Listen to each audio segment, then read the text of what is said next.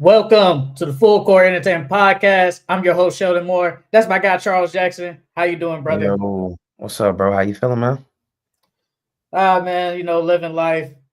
Won, won the fantasy finals in your league. Lost the fantasy finals in Ramsey League because I started Josh Downs over Michael Pittman.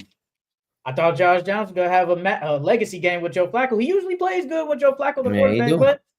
but he did it, and he screwed me over because if I played Michael Pittman, I win the game, and that was $400 extra in my pocket. But I'm cool. I guess I'm cool with second place, but I'd rather be in first place. It Man, is what it is. it was a bunch of good basketball. It was a lot of good basketball games this past week from college, NBA. I don't even know if you've seen Dylan Harper. He dropped like a triple dub. I So saw he dropped the trip. I think it was like late in the second half. I know he had. Last time I saw, I think he had like 20 points, like 11 rebounds, 11 assists. Then I don't know what he did after that. yeah. So if we being honest, he looked like more of a number one pick to me than Cooper Flag. I mean, let's just be honest, brother. You just don't like Cooper Flag. It's Nah, okay. You it's don't. not, Yes, Charles. You don't like you when you don't like a person. You show that you don't like them. You bro. just It's show that not. you. I've given Cooper Flag his props every time. Every time we talk about him, it's just Not he's really. not there offensively yet. Not That's really. all it is. He's not there yet. Not, He's not a number one pick, right, bro? The same thing I've been saying, multiple people have been saying. It's crazy all this backlash I'm getting. you know what's crazy? Dylan Harper doing all this and Cooper Flag can play just good. He's still most likely gonna be number one. I don't, Like well, he's it depends still on what most team it is. likely. It depends on what team get number one. If the Pelicans get number one, they go draft him regardless. They go draft him. If the who's the next who got the second? Pelicans, The Jazz. The Jazz. Jazz. They gonna pick Cooper Flag most Um, likely. it's a bunch of weak team stuff, but there's no Cooper Flag slander over here. I'm just breaking down this game, bro. That's literally that's all it is. You just said it's not hate, but it's like It's not hate at all. I'm breaking down you this have game. yet to say, you know what, Cooper Flag, he could potentially be number one. I ain't yet hear you say that. I've heard Dylan Harper, I've heard Ace Bailey. You just say, What you man, mean? I gave him his credit though. I gave him his credit. High energy, good defense. I gave athleticism. I gave him his props. I just broke him down. That's literally all it is. Ain't nothing against that man. He just ain't number one pick worthy in my eyes. I feel like once we get more close to the NCAA tournament, that's when we will really see what Cooper Flag is and if he truly is the number one pick in this upcoming NBA draft. But first, let's start as per usual. Our Week 10 NBA Power Rankings to start off 2025. I'll start this time since you started last week. So, at number 10, I got the Miami Heat. At number 9, I got the Los Angeles Clippers. At number 8, I got the Los Angeles Lakers. At number 7, I got the Denver Nuggets. At number 6, I got the Houston Rockets. At number 5, I got the Memphis Grizzlies. At number 4, I got the Boston Celtics. At number 3, I got the New York Knicks. At number 2, I got the Cleveland Cavaliers. And at number 1, I got the OKC Thunder. uh, for mine, number 10, I got the Atlanta Hawks. Number 9, I got the Orlando Magic. Number 8, I got the Clippers. Number 7, I got the Nuggets. 6, the Rockets. 5, Grizzlies. 4, Celtics. 3, Knicks. 2, OKC. And then 1, the Cleveland Cavaliers. The Thunder won 12 games in a row, and you got them at number 2. How dare you? Yeah, I got them at number 2. They How what dare you you? this last week and this last we're going based off this last week. And then this Yeah. last week, what my thing at?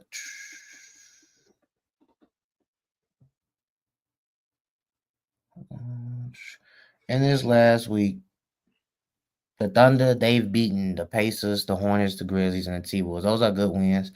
And then the Cavs, they've beaten the Nuggets, Warriors, and Lakers. I like their strength of schedule better than the Thunder. Because the Pacers and Hornets, and then you face the Grizzlies. I don't think Ja played. He didn't play that game. Huh? He didn't play that game. Yeah, so it's like those three. I mean, like, granted, they're 12-0. That's great.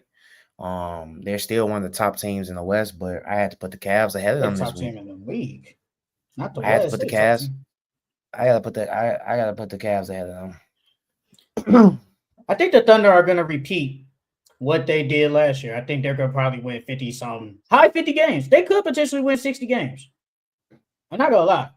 Because I'm looking at them and I'm just looking at Shea. Shea has really been carrying them. Like, even when Chet got hurt, Shea has taken his game to another level.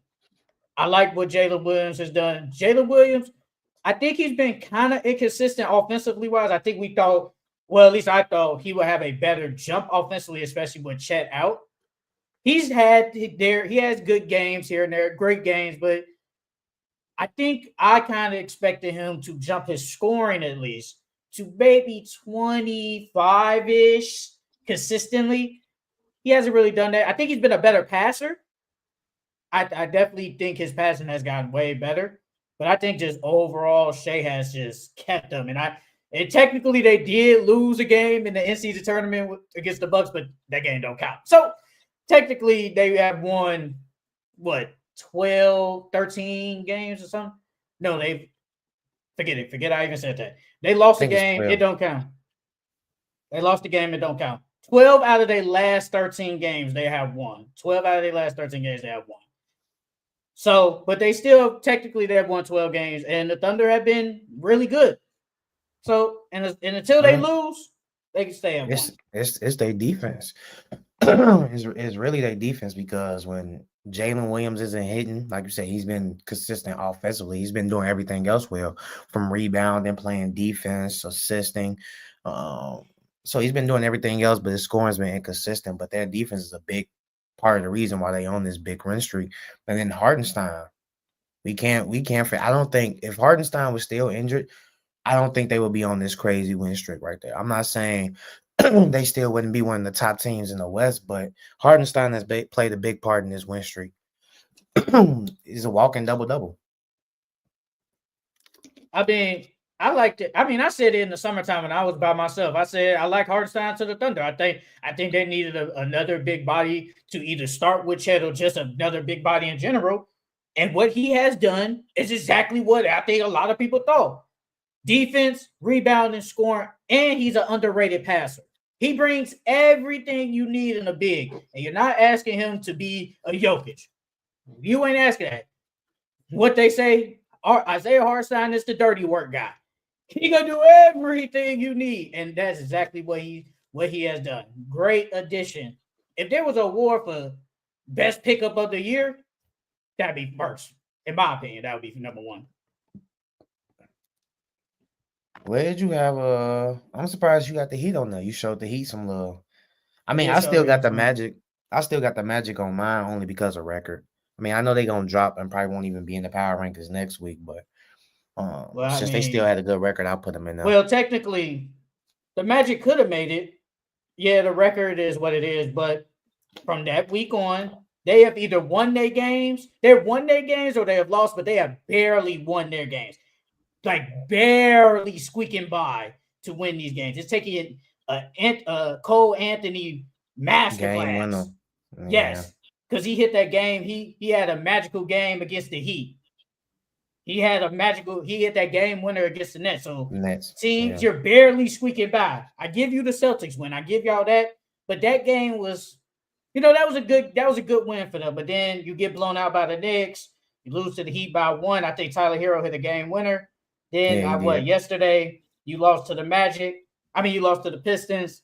So it's like from that week, you having y'all barely squeaking by, and I think the Heat just have more in that span, better wins. And then you beat the Rockets. The Heat beat the Rockets, even though Jimmy ain't played, but they've been playing better, but they're still mid. Paolo's supposed to be coming back too. He took light contact. said what like a week or two ago that he's supposed to be coming back soon. So hopefully, in the next couple of weeks, they put more on his workload. So I'm guessing from you talking about so wait, he just took it, or they're saying he's Uh, going to take it? no, he's done light work. He's done Okay, light work. so So probably about like I'm another week. Nah, probably about like another week or two. Yeah, probably I'm about gonna another say 2 weeks. I'm gonna say in January, sometime in February. Yeah, I I, he'll I be back. get. I gave my Lakers some love, man. I gave the Lakers some love, man. They had some good W's in there. I think in that span they did beat the Kings. They beat the Kings in that span. I have to go back and look at the schedule. But I think the Lakers have been playing better. Austin Reeves, man. Austin Reeves has been playing really freaking good. He looked like a Yeah, triple double machine out there. Low key. So yeah, he been looking real good. He stepped up. yeah, you beat the Kings. Well, technically. They only played 2 games, technically, in that span. You lost to the Cavs, and it's the Cavs. So it's like how much am I putting into you losing to the Cavs? They're the best team in the Eastern Conference, best or second best team in the league. So I can only put so much stock in that. But the game was close, and Austin Reeves, well, they lost by 12, so either here or there. But I just feel like Austin Reeves has just played really, really good. Anthony Davis has played good. LeBron James has been rejuvenated after taking that week off. So I like what the Lakers and they traded for Dorian Finney-Smith. We'll get more into that later, but I think the Lakers they deserve some love too. Well, both LA teams, I think they both deserve some love.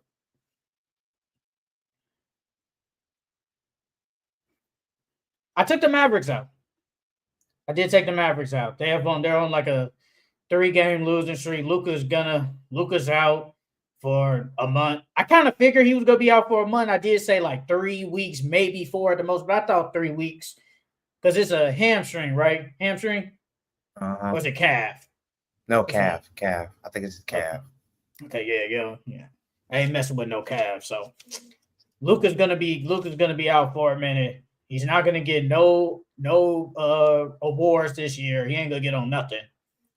So and the Mavericks just hasn't been playing some good ball recently. They've been losing because Kyrie, I think he missed a couple of games, but counting on what? TJ Washington, good player. I can't count on you and older Clay Thompson to kind of save the day all the time. And Spencer Dinwiddie. Yeah, Spencer Dinwiddie. Like I can't count on you guys to save me every time. So I took them out. I took them out the rankings, and they're probably gonna drop. I thought they would play better because Luka wasn't there, but they haven't. So I took them out. Yeah. Yeah, they I took them out as well. Um yeah, since Luca's been hurt, they're gonna lose a lot of games. Like in those pick'ems that we did, some of them games I chose the opposing team over the Mavericks, even though, I Luca think and you picked the Kyrie and my boys, Blazers.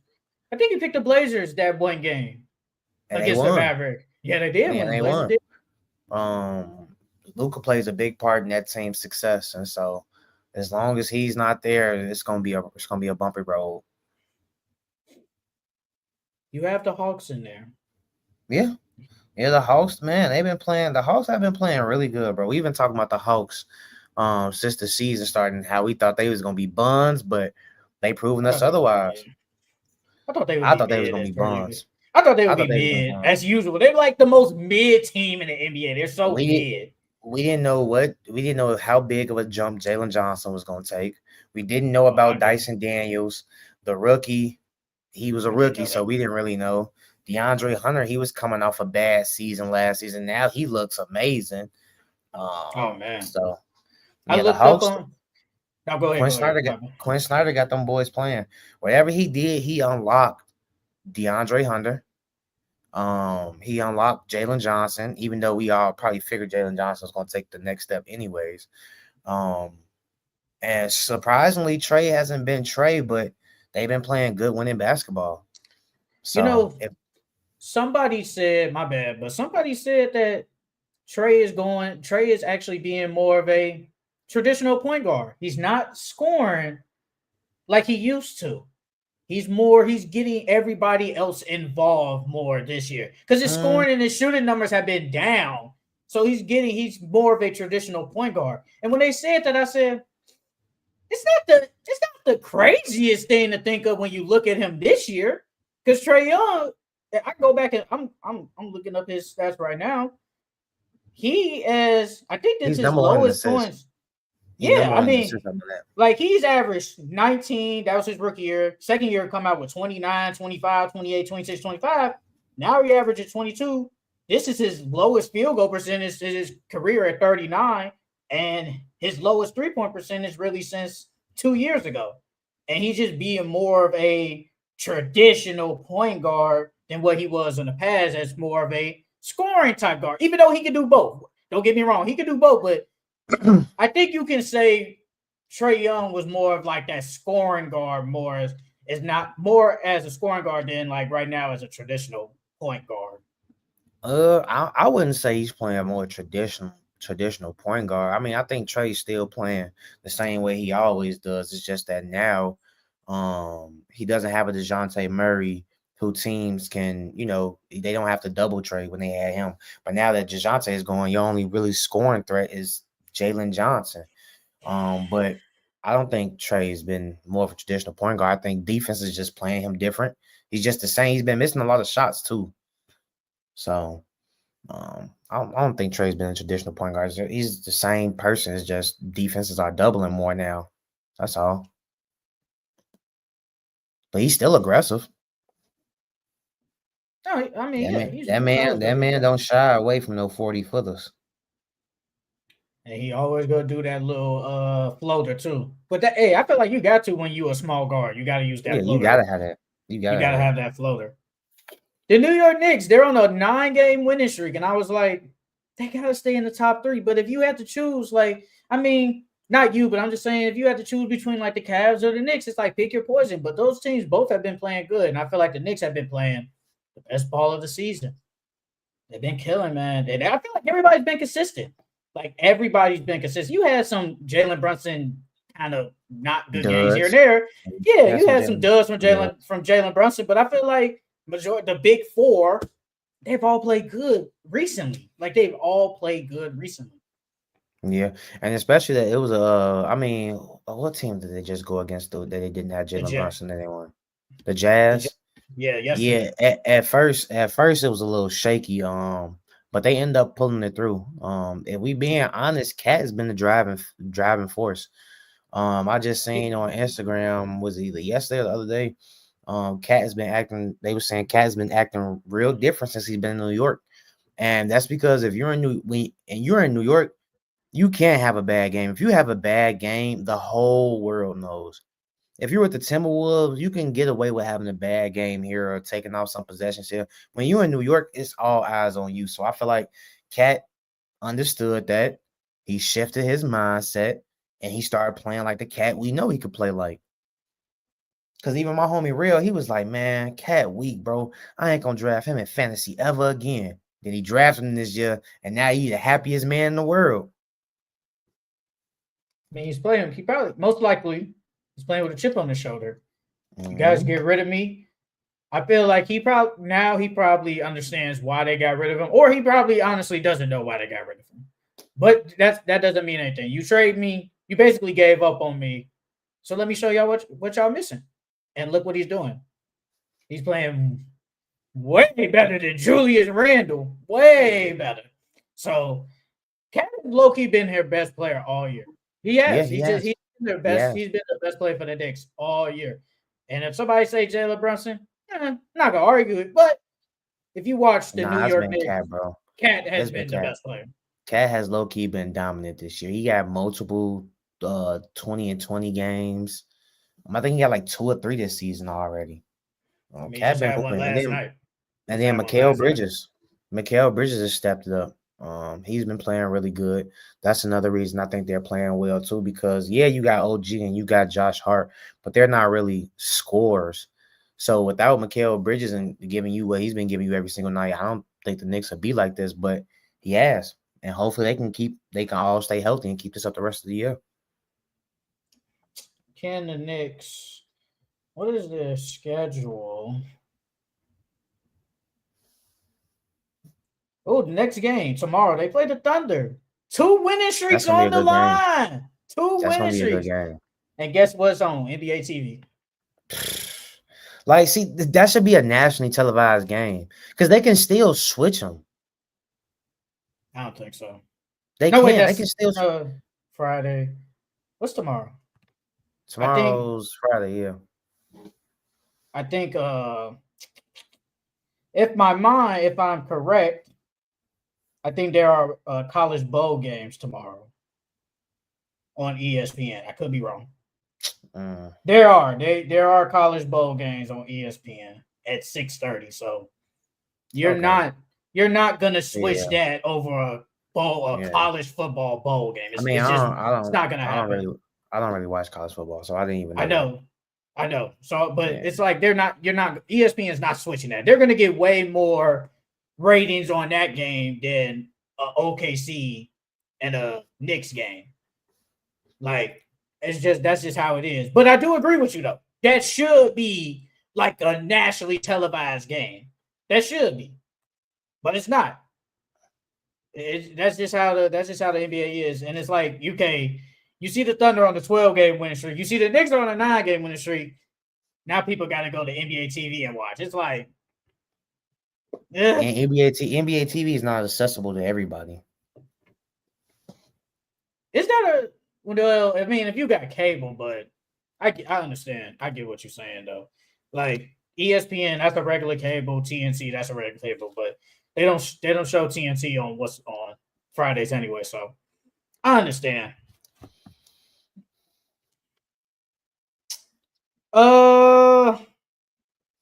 Where'd you have the Nuggets? I had the Nuggets 10. I had them 7. I had them 7 too. Yeah, they surprisingly, like, I know they lost a couple of games within the last week. They lost like 2 games, but surprisingly they came out on the week. They lost to the Suns and the Cavs. Oh yeah. Okay. Yeah. So I mean, those were 2. I wish they would have got one of them wins because one of them was a playoff team, preferably the Cavs. But the Nuggets, they've been playing solid. Russ has been inserted in the lineup. Him and Jokic dropping 2 triple dubs together. So I mean, they still haven't figured it out yet. My thing is when they move Michael Porter, they got to get something back. So you think they are moving them? Because you said win, like they are. They are. I think they are.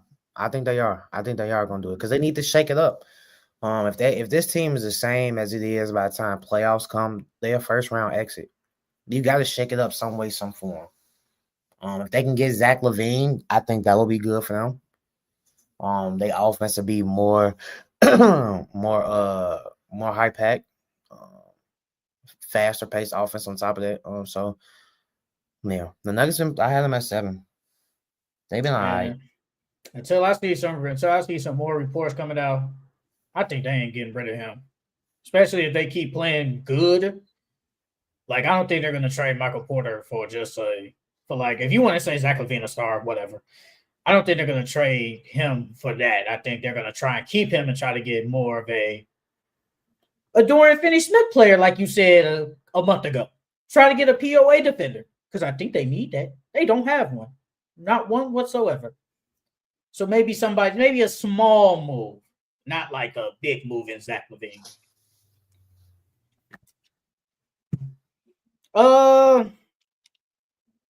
You got anything else for your power rankings? All right. That is it for our Week 10 power rankings. Let's start off with the takeaways of the week. What takeaways do you have, brother? Well, first we gotta talk about that Hawks and that Bulls game. How this is why I say the one from Friday. The one from Friday, last Friday. I got you. This is why I always bet against the Bulls, bro. They are trash. How y'all up in the 4th? Let the Hawks. Y'all gave up 50 points in the 4th quarter, bro. 50 points. I think they was dubbing them, or it was close to a dub at like the 6-minute mark, bro. And they came back and won and beat them. How much they beat them by? They beat them by 8. So almost double digits. Like, bro, what is? Come on, bro. Low key, Billy Donovan gotta go. He gotta go. He gotta go. He gotta go. Cause ain't no way. Ain't no y'all had that game and y'all just gave it away in the fourth quarter. Zach LaVine had a masterclass too. And then Javon Carter. And Javon Carter had a good game too. He came out the bench and hit 7 3-pointers. I feel like that's a game you're supposed to win, but honestly, the Bulls are like the worst one, basically top, literally like bottom 2 in defense. Like they're really bad defensively. So if we're giving up 141 points, I'm not shocked at that. But giving up 50 points in the fourth quarter, I am That's shocked insane. at that. That's insane. Usually you would see like 30, maybe a 40 ball, but 50? 50. Y'all wasn't playing no defense. I haven't played defense haven't played defense all year, brother. Bro, it was like a pickup game out there. But they haven't played defense all year though. Like this is not shocking. Like, bro, if you look, bro, what person on that team can you really say is a good defender? Like who on the team is Torrey really Craig. Torrey Craig, Io. That's it. Look who you name. Nothing against Io or Torrey Craig, but look at the people you just named. I mean, you said name of defender. That's the only defenders. And those ain't no POA lockdown defenders that I'm like, you know, when you make the defensive substitution, yeah, no, I'm not. I don't want to put Torrey Craig in the game. You go in the starting lineup. Kobe White ain't the greatest defender. Zach LaVine ain't the greatest defender. Josh Giddey plays no defense. Vucevic, terrible defender, terrible rim protector. Patrick Williams. He probably was supposed to be like a defender, but he ain't that. Like, the Bulls defense is not good. And this is not shocking that they just gave up 141 points. And did you know that when they played the Hornets, they tied the three-point misses again? They tied it again. Yes.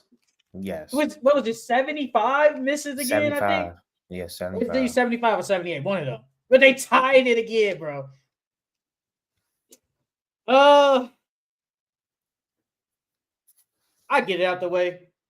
Jokic and Westbrook both dropping triple doubles. Westbrook had 16, 10, and 10. Jokic had a 36, 22, and 11 game against the Utah Jazz. Yeah, it's the Utah Jazz. It is what it is. But at the end of the day, I feel like when you just look at that game, everybody played good. Well, at least the main guys play good. And I think Jamal Murray, he had 20-some points too. He had a double-double. Christian Braun had 20. Michael Porter had 20. And Westbrook, Jokic, and Jamal Murray, they all had double-doubles and assists. So they had 36 just from 3 dudes. That's really good. And I do feel amazing. Like the Nuggets have played way better recently. I definitely feel like they played way better recently. Because I think Jamal Murray has played better recently. Brother, you know they're not. You know they're going to put Westbrook right back on the bench. Like, I mean, how can you? How can you if y'all been winning games with him in the starting lineup? You're not going to put – okay, you're not putting Aaron Gordon on the bench. You're going to start him. And I've always said it, and I'll remind you again. I never said that Westbrook in the starting lineup isn't really the worst move. But I've always said that they only got him on the bench because you just need another ball handler. That is it. That's all I said. They just need another ball handler to come off the bench. That's all I said. Never said it was the worst move. Like, so let's get that out the way real quick. And you're most likely not putting Christian Braun on the bench. Most likely not. I don't see it. I will be shocked, honestly, if I see Christian Braun go on the bench when Aaron Gordon returns. I will be very shocked. I think they're just going to keep Westbrook on the bench, and that's perfectly fine. That's perfectly fine. There's nothing wrong with that. Because I know you've been hyping. You've been wanting Westbrook to start the lineup since the summer. You've been wanting it. Yeah. And he started. Yeah. He's only start when there's an injury. I have yet to see Michael Malone say, hey, man, we're Christian Braun, could put Westbrook in the lineup. Not because of injury, just because. So until he does that, I'll say, you called that shit. You called it. I mean, it's kind of hard not to when the man playing that good. So who you putting on the bench? Probably Christian Braun.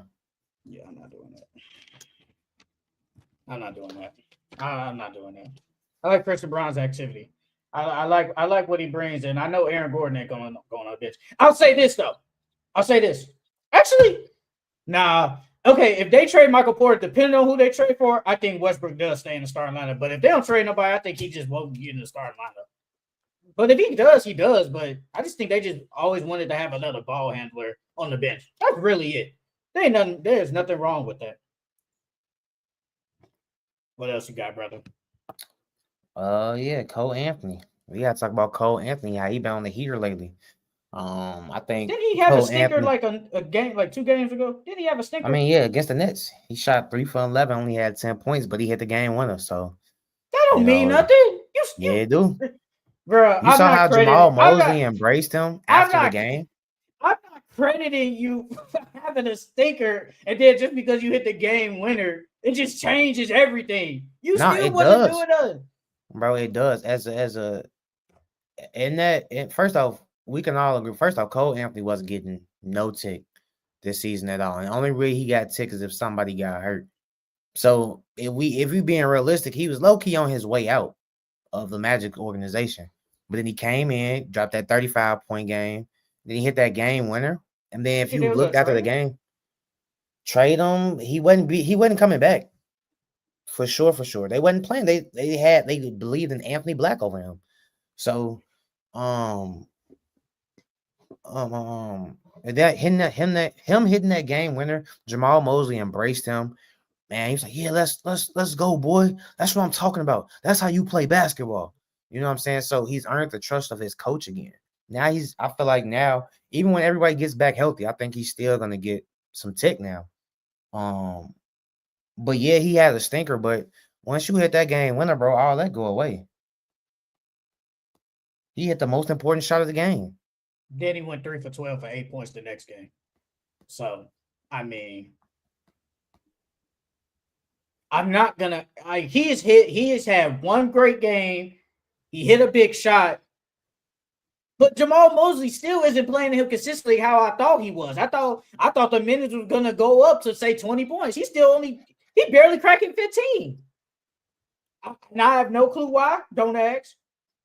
But I feel like once Paulo and Franz come back, it sucks, but he might be out the rotation unless they trade him by the trade deadline.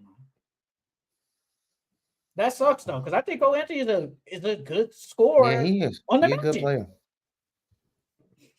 But he hasn't done what I thought he was gonna do. Who else I got? Let's go with SGA. 45 points against the Pacers, 35 points against the Grizzlies, did 40 points against the Timberwolves. Mm-hmm. SGA, I don't know if you saw a picture on Twitter.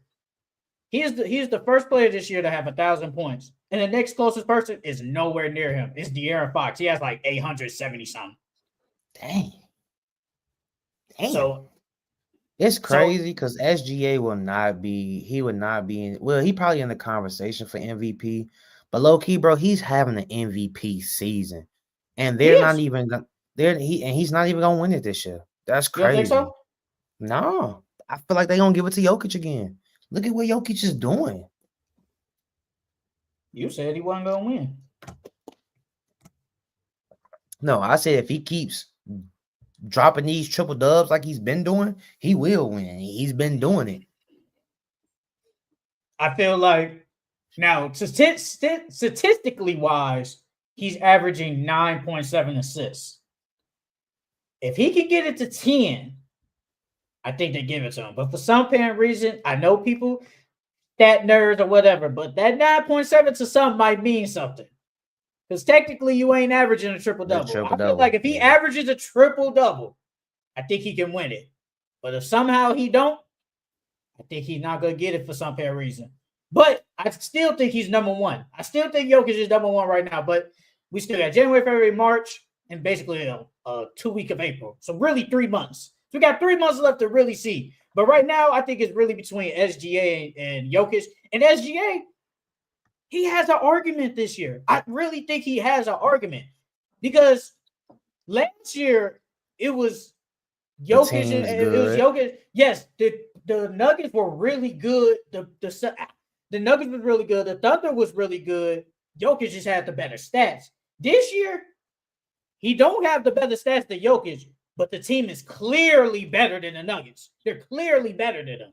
So I feel like if he's clearly ahead of everybody, where the team is at least, and especially, and I think Chet being out is making No, his that case. helps. No, that Yes. helps because last year their team was healthy. So part of the knock was, oh, they have a good team. Is Shea really an MVP candidate? But the way he was playing like an MVP. But now that Chet's gone, now we get to really see Shea is carrying this team. He can carry a team, and then they're still number one in the West. So I think he has an argument. I truly think he has a Nah, he legit does. argument of winning an MVP. Nah, he's definitely, like I said, he's in the running for it. I just don't think they're gonna give it to him.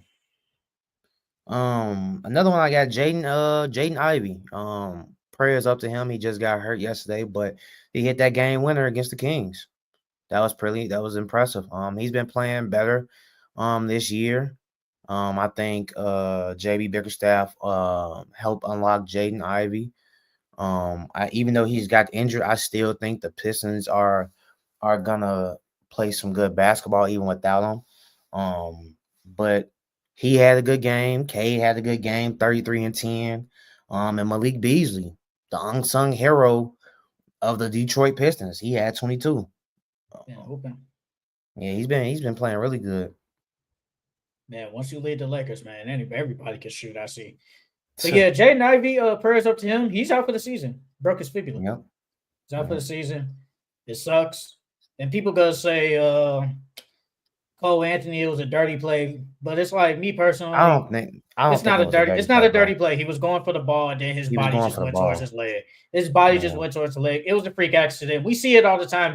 We always say it's dirty when somebody gets hurt, but when no one gets hurt, that's when all of us. Then we don't do nothing. Then we don't say nothing. So I hope. Go ahead. It's not like Cole Anthony's a dirty player either. It's not like he's Grayson Allen, like or Draymond, like, or we ain't seen him do nothing dirty in the league before. Exactly. So I hope nobody say, "Oh, Cole Anthony, he's a dirty player. That was a dirty play." No, you're only saying it because he got hurt. If he didn't get, if he was Jaden Ivey was walking up fine, we move on. We do. But prayers up to Jaden Ivey. Speedy recovery, brother. Had to drop you in fantasy though, but hey, it is what it is.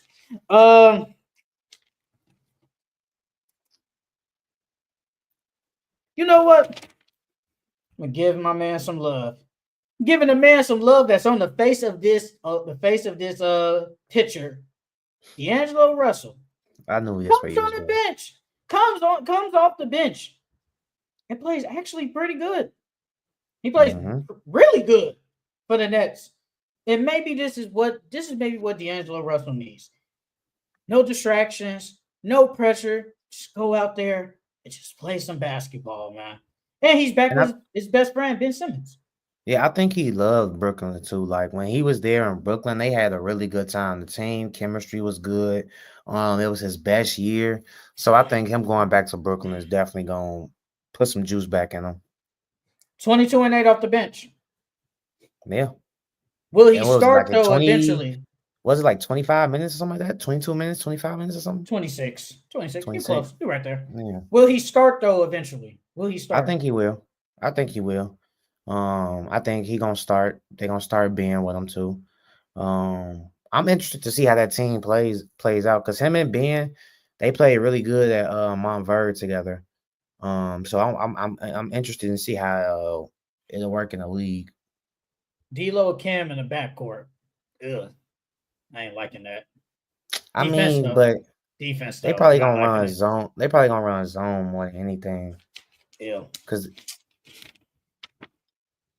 I got the Bucks. I got the Bucks versus the Pacers. The Bucks were getting messed up. Dame had a bad game. They started off really slow, and Giannis took control of that game. Giannis was dominant. He got to the hole whenever. I mean, he is Giannis. He gets to the hole whenever he wants, but he took over. Ben Mathurin had a good game, and that second half, Giannis said, "Nah, I'm not going out like this," and he literally willed that team back. The Pacers That was was an up by MVP like game. almost 20 and just Yeah. well, they're not a good defensive team anyway. But I feel like they probably should have won that game. No, They they should should have have. won. They should have. I can't. Sometimes I can't defend Tyrese, man. I be trying to. I want to defend him, but man, brother, you be having some stinkers. Like in fantasy, you okay, you cool, but in real life, you're the best player. If somebody tells me Ben Mathurin a better scorer, fine. If somebody say Siakam a better scorer, fine. I ain't gonna argue. But you are the best player on the team, and you have been nowhere consistent of what you was last year. Like you just haven't. And then I remember, do you remember earlier this year they was talking about? It was a report that said that it might be because of the back injury he had last year, and it's kind of continuing to this year. But in my head, I'm like, no one cares that you have a back injury. You're out there playing. No one cares. All we know is you ain't playing good. Yeah, and on top of that, you can't even tell. He's walking normal. Like you can't even tell that back injury was even messing with him. You've been playing bad, brother. Like you got to get it together. Like if this was, man, that team is pretty good, and I think they are underachieving in their expectations. Like they should be playing way better than what they are now. I think they're 16 and 18. They should be playing better, and it's not. I got Jonathan Kuminga against the Suns, man. Jonathan Kuminga had 34 points. I think it was off the bench against the Suns, man.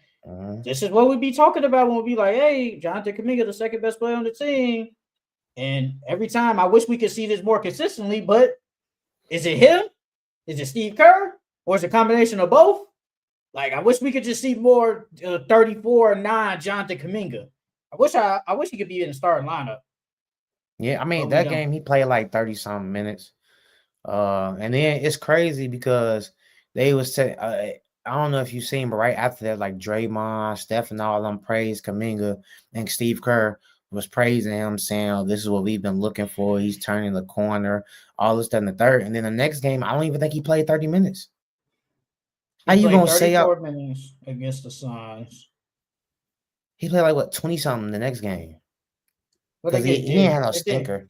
They did get blown out though. Yeah. He played 32. He played 32? Okay, well, I'll take that back then. Yeah, 18 and 10. But he should have been playing 30 minutes from the get-go. We'll see if Steve Kerr continues to play him 30-plus minutes. But I'm glad he's getting the minutes that he deserves.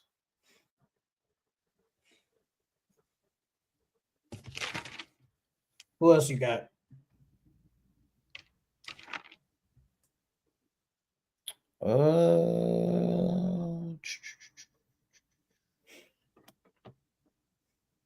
Or we can move on. The Spurs versus the T-Wolves. Wemby had 34 and 8. Ant had a bad game. Dante DiVincenzo saved them. Been playing good recently. Yeah, he has. But to be honest, the Spurs gave that game away.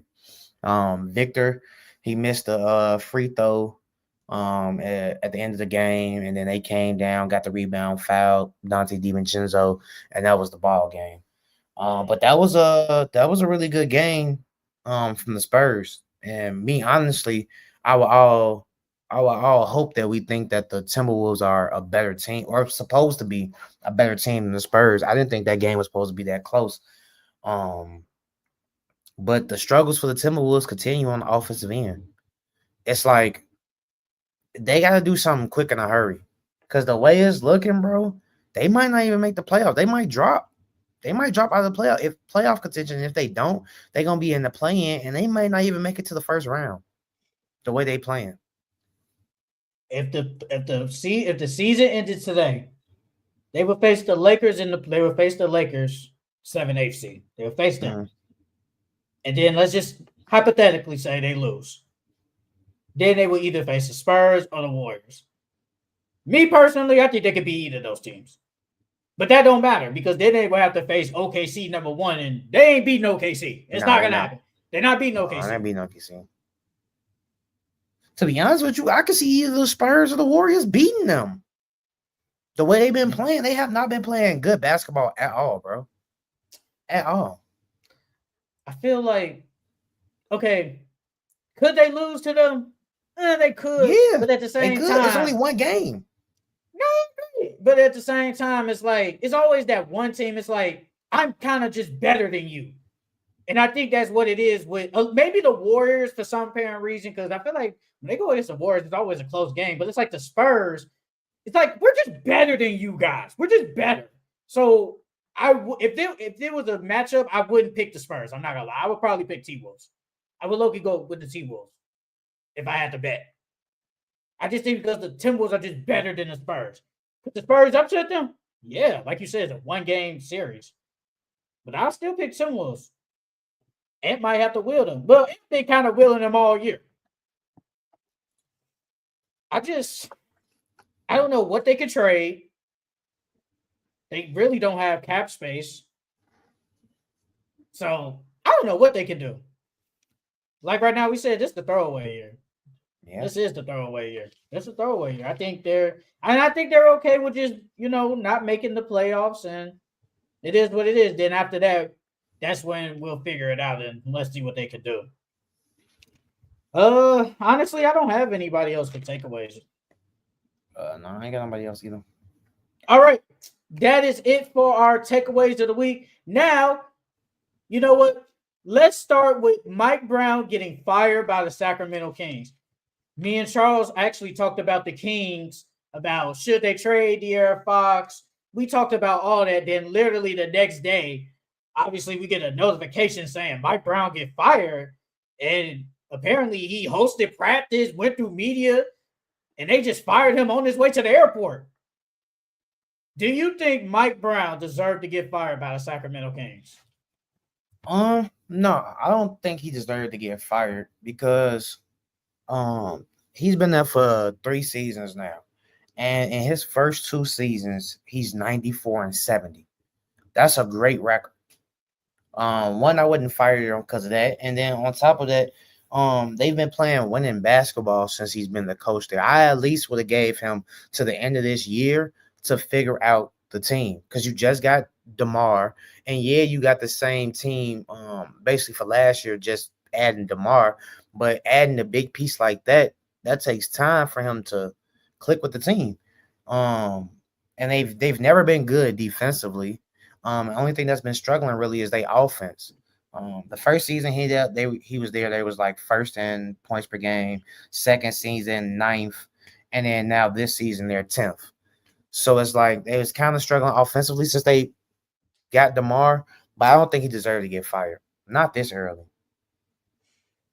They should at least gave him they should at least give him the whole year. I think it was a panic move. Yeah. I don't think he deserved to get fired. Those reports are saying that he asked DeMar DeRozan to come off the bench. I don't know if that's really true or not. Don't ask me, but that's what the report said. And I don't think they should have at least even attempted to put DeMar DeRozan on the bench. But me personally, Mike Brown, like he changed low-key. He basically kind of changed the culture. No, he did. Bro, he legit did. He changed the culture for the Kings because if anybody really started watching, like me, watching basketball since 2009, really like legit, really watching from 2009 to now, the Kings ain't been good. They've only had 2 legit good years. And the fact that y'all go to the playoffs after missing the playoffs for like 17 years in a row. And yes, I do believe they should have beaten the Pelicans last year in that play-in. And me personally, I think that was a warning signal because I feel like you should have won. There is no Zion. I think it's Brandon Ingram, CJ McCollum, and all that. But at the same, and Malik Monk isn't there. He's out for the rest of the season. But at the same time, the Kings are a better team than the Pelicans, and y'all lost in that playing game. after beating the Warriors in the playing game before. So y'all should have won that game, and I think that was the warning sign.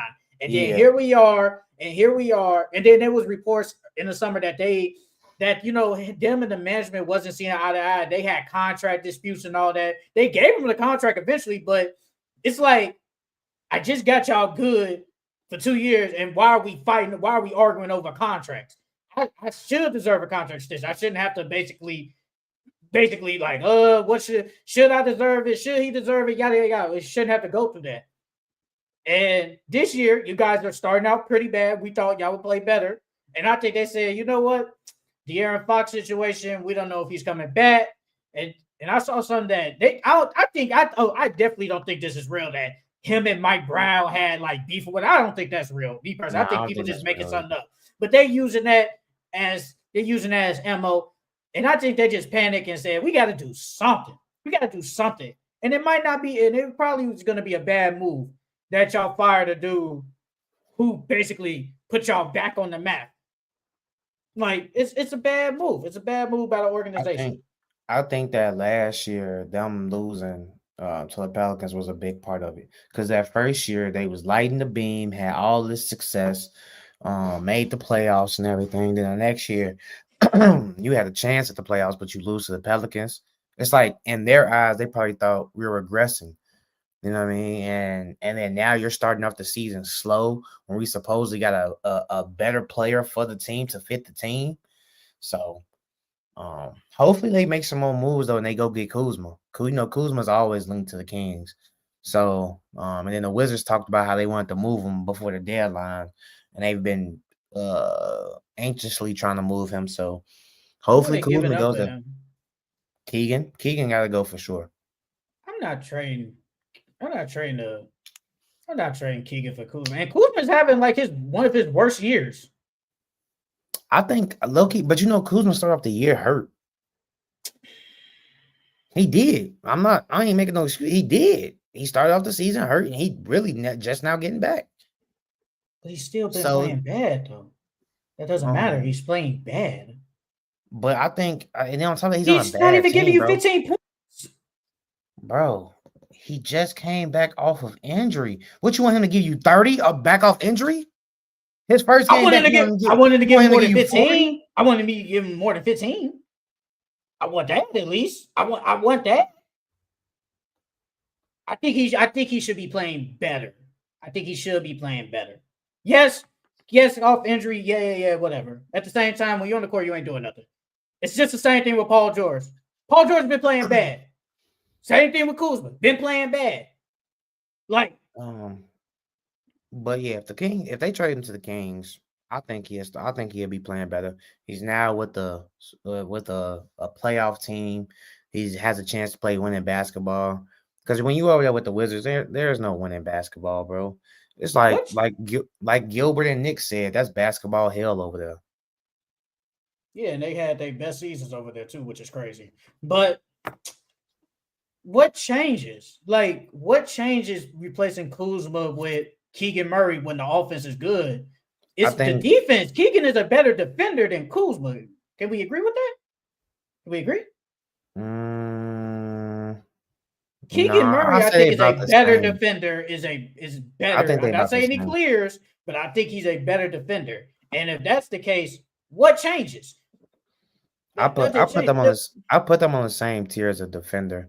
But Kuzma is just the upgraded version of Keegan Murray. Okay, like how we say Jokic is, Charizard and all them. Keegan Murray is literally a fake Kuzma, bro. They play exactly the same, except for Kuzma has a better handle and he's a better scorer. But they play the same. Okay, if that's the case, the offense really isn't the problem. What you say their offense was 9th in the league? No, it's 10th and it was 9th last year. Okay, so your offense probably stays the same, and that's not the problem. It's the defense. So trading Keegan for Kuzma, what does that change? That they're still in the same predicament. But they've never been good defensively. So it's like now when you add in Kuzma, your offense gets better because one, Kuzma is a more established player. He's a more confident player. He's a better scorer. And shoot, well, right now, I I think Kuzma's a better shooter than Keegan Murray. So I like, and then Kuzma cuts. Keegan Murray doesn't really cut that often. So Kuzma knows how to play without the ball very well. I think it'll just make the offense flow better. And then, like, Keegan Murray's having a bad year. They both having bad years, but I'll take Kuzma over Keegan. I think it'll help their offense tremendously.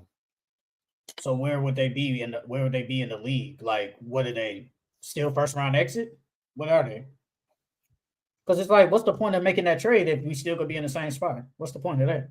Well, it all the playoffs all depends on matchups. So they gonna make the play. I don't think they're gonna be a top six seed. So they're gonna be in the play-in. What seed? I don't know, but depending on who they face in the play-in, they can sneak around. They're most likely gonna face either. I'm not picking them 7. I think could they make 7? Yeah, first round, whatever. They either gonna face OKC, Memphis, Houston, or Denver. They ain't better than none of those Houston. 4. Well, you say who? You say Denver, Houston. Who else? Memphis Grizzlies or OKC. Actually, no, take that back. Hold on.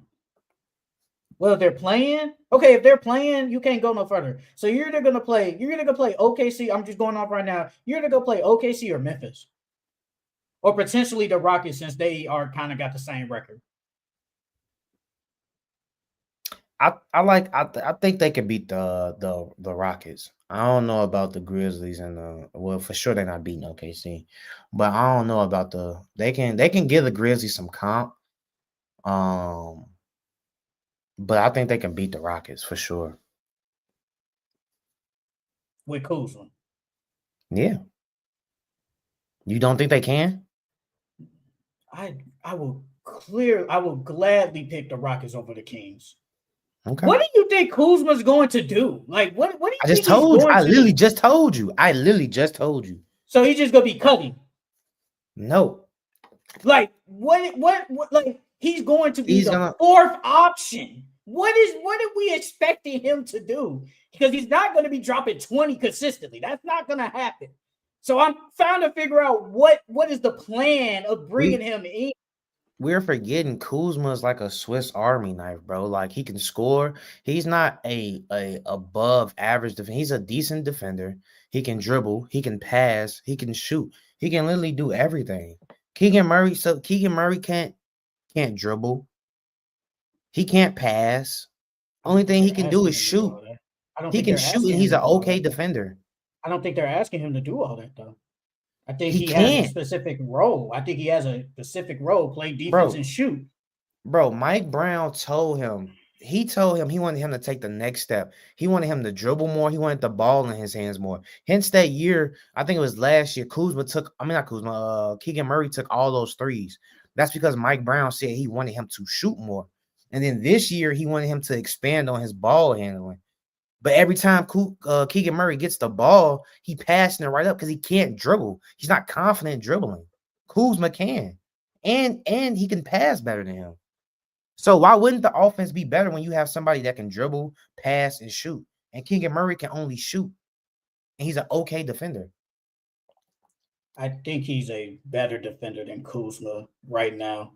I've never thought Kuzma was this amazing defender, or not even amazing, just I'm not going up and saying, hey, Kuzma's a good defender. I've never went up and saying, I've never went up. And I think Keegan Murray is a better defender. And once again, that's what we're missing. We don't need this extra. Yes, you might be right on he's a better passer. He dribbles better. And he's a better slasher. Yes, I get that part. I understand that part. But the thing is, especially when Kuzma is having, a down year, Keegan Murray's having a down year too. There's no big you just said they're basically the same. They don't clear each other, so it's like we're basically just getting the same player. Just a dude with more tattoos. Just a dude with more tattoos. Kuzma is the better player, bro. Kuzma is the better player than Keegan Murray. I'm talking about right now. Right now, I'm still taking Kuzma. I'm still taking Kuzma over Keegan Murray right now. Okay, you're taking Kuzma, that's fine. But none of them clear each other this year. They don't clear each other. So if we're basically taking taking a light-skinned dude when one just got more tattoos. We're basically getting just an older dude. They're yes, and I think Keegan Murray is 20. He's an older dude he's an older guy. But we're basically kind of getting the same dude. And it's like, we need defense. We need defense. And I'll say this. That's the one thing Mike Brown messed up on, was not emphasizing on the defense, starting Kevin Herter, because I thought Keon Ellis was going to start over Kevin Herter. He did it. He started Kevin Herter. Keon Ellis, who is a better defender, should have played. But he started Kevin Herter. That's your fault. Y'all need to go out there and get POA defenders. They don't need Kuzma. They don't need him. If anything, y'all the ones that should have went after Dorian Finney-Smith. Y'all chose not to. Y'all need to go out there and get defenders. We don't need this extra offensive player. We don't need that from Kuzma. We need defense. And Keegan Murray, in my opinion, I think is just a better defender. I don't think he clears Kuzma. I ain't saying that. But I think he is a better defender than him right now. And it's not going to change nothing. They're still going to most likely be a first-round exit either way. Nothing changes. The Kings, they're the same. They're the same. Nothing changes. Let me see something. Keegan, because Kuzma, he got a deal too, and it's like, do I really want to add that extra money on my deal? Like, do I really want to do that? If I'm the Kings, do I really want to do that? Let me look real quick.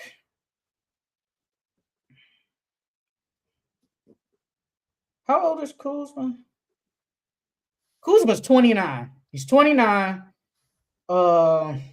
Keegan Murray is Keegan Murray.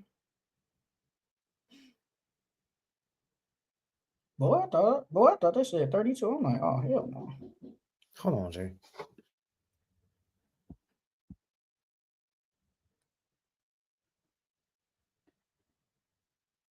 Keegan Murray's 24. Now let's look up the contract, guys. Let's look up the contracts.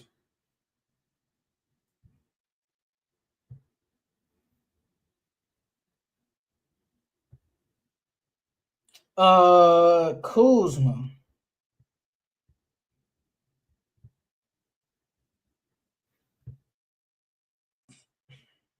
Kuzma contract. $90 million.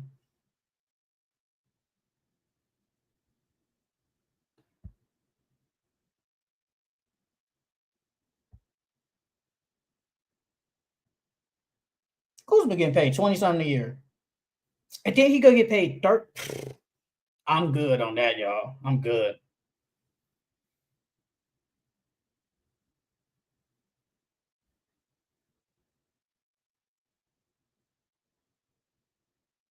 And Keegan's on his rookie deal too. No, I'm good.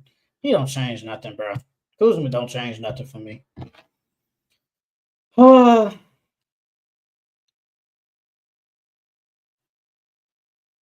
How's you guys' New Year? How you guys' New Year's, man? And he is back. He is back. He's back. Oh, shit. Oh, you But damn, you loud. Kuzma. Yeah, I'm taking Kuzma over King and Murray, bro. Defense has never been the Kings' focal point since Mike Brown been there. I agree. He should have focused on defense when he's a defensive-minded coach. But that ain't never been his forte since he's been with the Kings. It's been all about offense, outscoring the opponent. And like I said, if you get Kuzma, I think Kuzma makes the offense run better than Keegan would. Because there's been times where Keegan was scared to shoot. It's like he's been a shell of himself since DeMar got there. And I think with Kuzma's not going to shy away from shooting. It's going to be like how it was when he was on the Lakers. When it was Lonzo, Julius, and all of them. Like, it was a bunch of them. That was a long time ago, brother. But now that you got De'Aaron Fox, DeMar, Sabonis, all the attention is not going to be on you. He's going to have a lot of open shots. That was a long time ago. But moral of the story is, I don't think Mike Brown got fired. I think he was the scapegoat. Coaches are always going to be the scapegoat. It happens. But Mike Brown should have got fired. And I don't know if this is going to be his last time coaching in the NBA. He's most likely going to get assistant jobs. That's going to happen. But being a head coach, I don't hope so. But being scapegoated, I don't know. It hurts, man. It sucks. To be honest, I would love to see him with the Pelicans. I think Willie Green's time there is up. I think he's lost that locker room. And then of course Zion and Brandon Ingram them being hurt plays a big part in it as well. But I think with Mike Brown, since he's been with LeBron and they were calling Zion a baby Bron, so it's like you can help mentor him and you can help him like you helped Bron in his early parts of his career. And then they still got a good team. And then now you can go back to playing your brand of basketball, which is defense, because you got DeJounte. You can flip CJ or Ingram and do whatever you want with that. You still got Herb Jones, you got Trey Murphy. So if he goes to the Pelicans, I think that'd be a decent bounce back for him. If he ain't helping Zion lose weight, I don't care. I mean, granted, he can help him because he can tell him what he's Coach LeBron James, the player that they compare him to. So that was a younger LeBron. That was a younger LeBron too. This is what Zion been in what year? What's this year 5?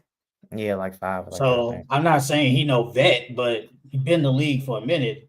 So it's like Zion probably 1 year out, 1 year in. Like, I mean, but it depends on where the message everything. But if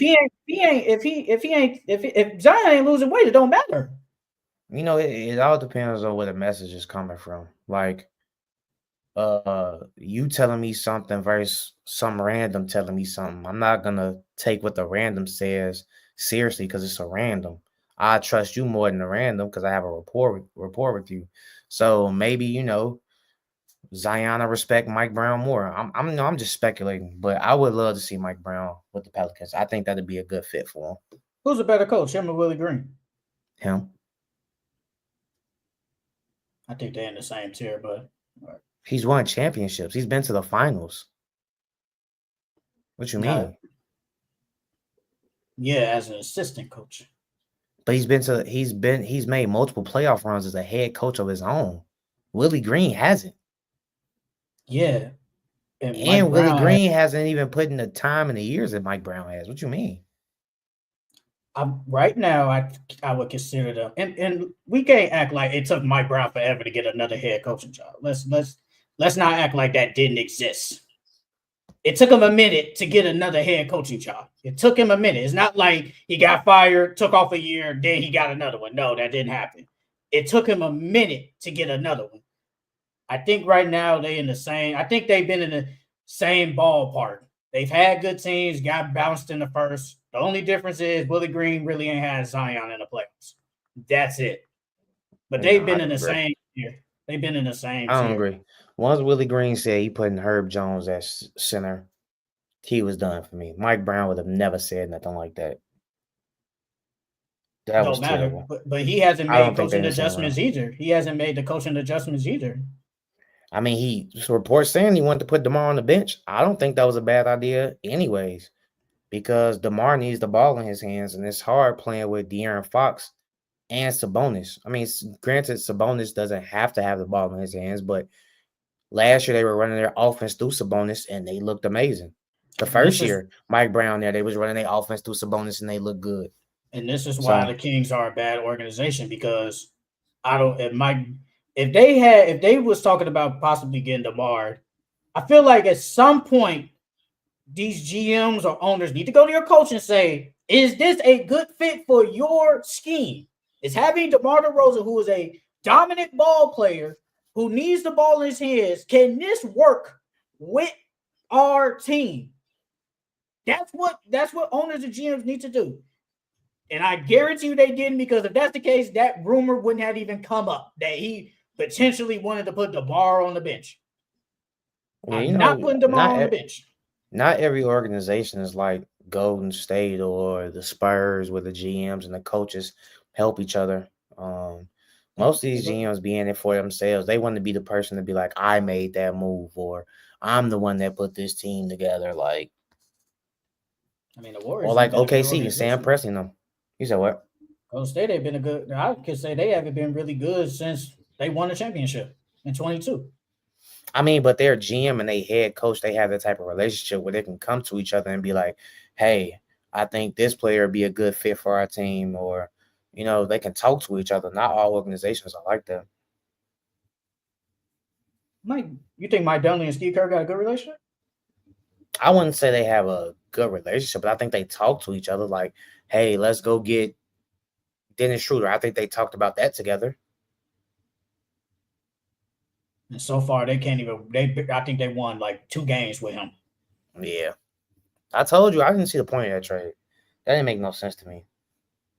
I mean, I just thought they just needed another scorer. Like, that's all I need. That's all I. And I thought they just needed another scorer coming off the bench.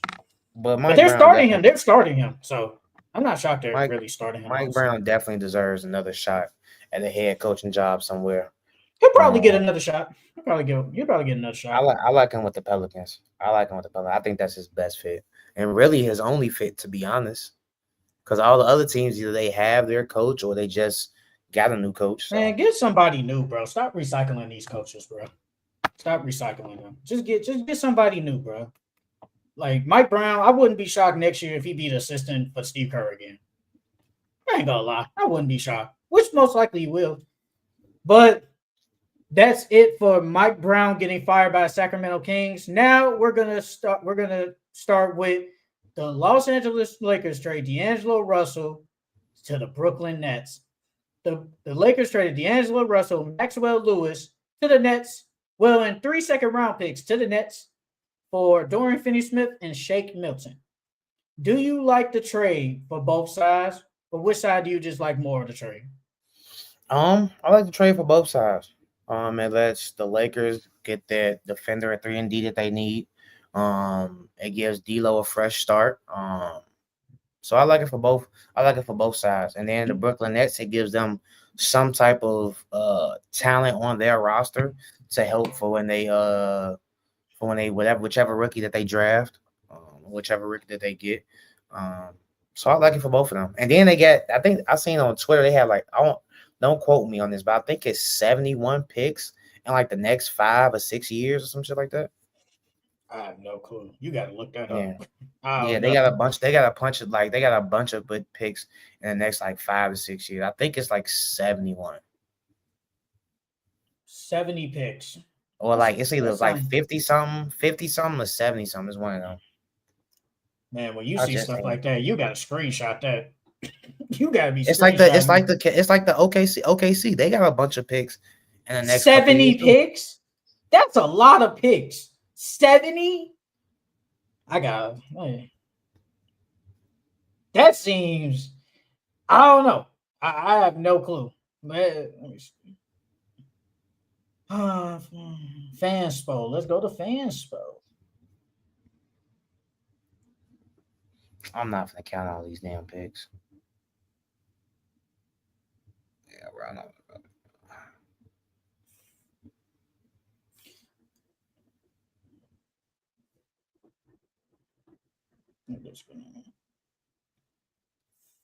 Okay, yeah, I'm probably gonna have to.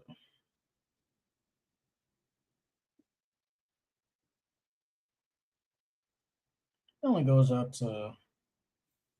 That's a lot of picks, but this ain't 71. That's a lot. I'll say for right now, I didn't count it 27 so far. So that's more That's more realistic than 71. That's more realistic. I told you. I said don't quote me. That's just. Oh, like 71. I said don't quote me. But I know it's a lot though. I know they got a lot of picks in the next like. I believe they got a lot. I just 71 was just wow. That was just a crazy number. But D'Angelo, I like. First of all, D'Angelo Russell, we kind of will miss you. We kind of, but I'm gonna be honest. You had some good games, but I felt like when the playoffs, when we needed you had some stinkers. Like that's just facts. I remember you had that one game against the Nuggets. You had 7 3-pointers. Then the next game, you basically gave us 0. You think the lights were too bright? Lights were too bright. He wasn't good. He just wasn't good. Like, I'm sorry, he just wasn't good for the Lakers. Because this is what I was trying to tell. I think it was Shondell. I was just D'Angelo Russell when they made the trade for him. He was supposed to be your third best player on the team, not no damn Austin Reeves. Lord behold, Austin Reeves clears D'Lo. He is clearing him right now. He clears him. But with the trade itself, the Lakers, I like it for them. You get Dorian Finney-Smith, who I said a month ago. I said the Lakers need a 3-and-D defender, POA. He's probably their best POA defender on the team, and he's tall, he's length. He got all of that. That's what the Lakers been missing. Yes, D'Angelo Russell brings the offense, but he's not a defender like Dorian Finney-Smith. He's just not that. That's what the Lakers needed. Shake Milton. Can Shake Milton come off the bench one game and give you 20? Yeah, but it's like we ain't really dependent on him like that. It is what it is. On the net side, you get D'Lo. D'Lo, like Charles been saying for freaking forever, because he loves D'Lo. He had his best year with the Nets, which he did. He did have his best year. He was an all-star. Could he potentially go back to that? I don't know, because he's not the clear best player anymore on that team right now. At least he's not clearly the best player. So him on the Nets, it's a good move. The question is, could the Brooklyn Nets potentially trade him to potentially get back even more draft picks? That is the question I want to know. Because they could. They could. First off, where they gonna send them and who gonna want them? I don't know. They could send him somewhere and then the team could buy him out. And then he could go to a contending team if he chooses to. Or he can stay with the Nets, play there for the rest of the year. Even if he does that, are the Brooklyn Nets going to re-sign him, though? Me personally, I don't know. And I don't know or I don't think they will, because the Nets are honestly trying to lose. And I think D'Lo is helping you guys win games. That's why they flipping everybody now, because they were winning more games than what we expected. So now they flip Dennis Schroeder, Dorian Finney-Smith, Cam Johnson, most likely going to be next. So they're trying to get rid of everybody. I've even heard Cam Thompson trade rumors. I think it depends. Like if what pick that they get.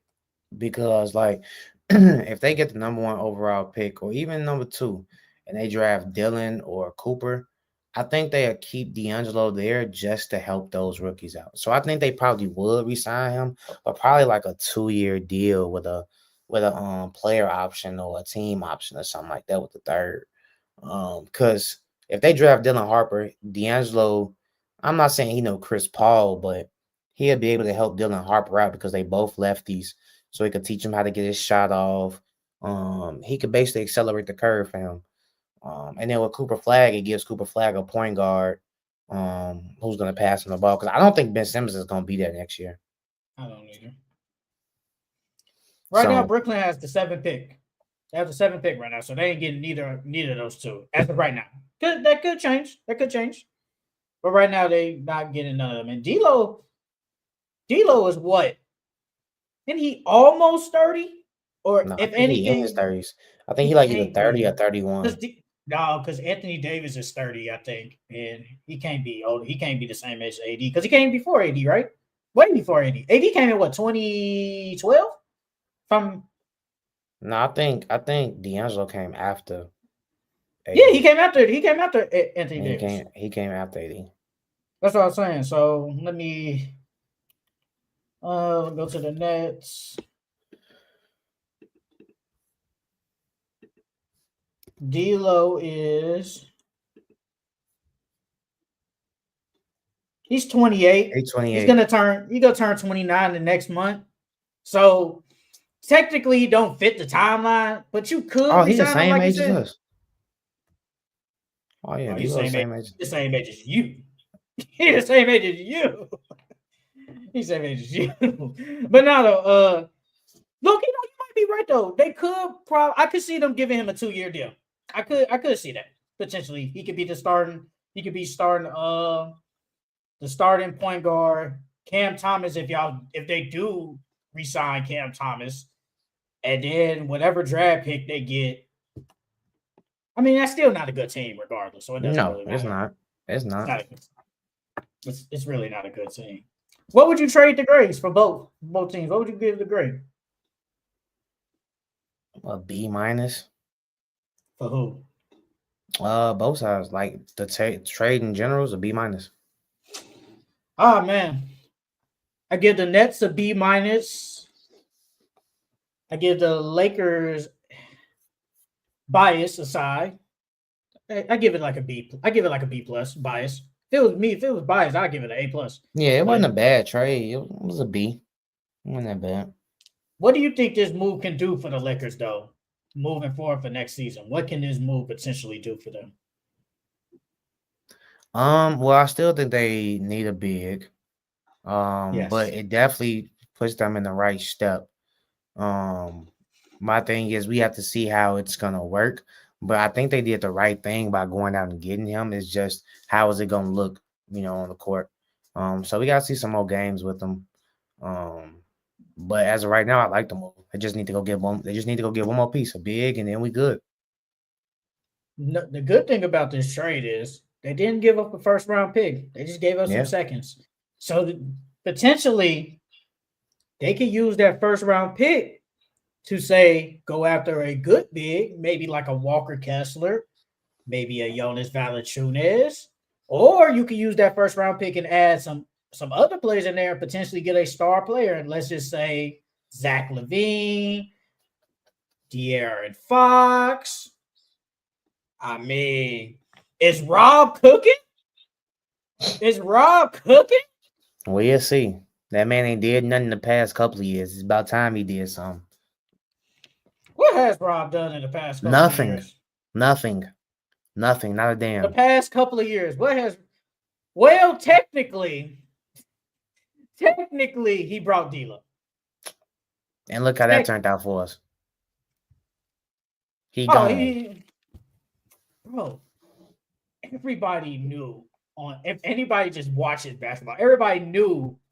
But I told you during media day. I said D'Lo's gone. Yeah, you did say that. You said he didn't even look like he wanted to be there. Yeah, I already knew what it was. Bro, D'Lo has been underwhelming for the Lakers. He just has. He really has. Bro, you can't. Did you think when they traded for him, you thought he was going to be like the third best player? You can't lie and tell me you didn't think that. I think everybody did. And my point.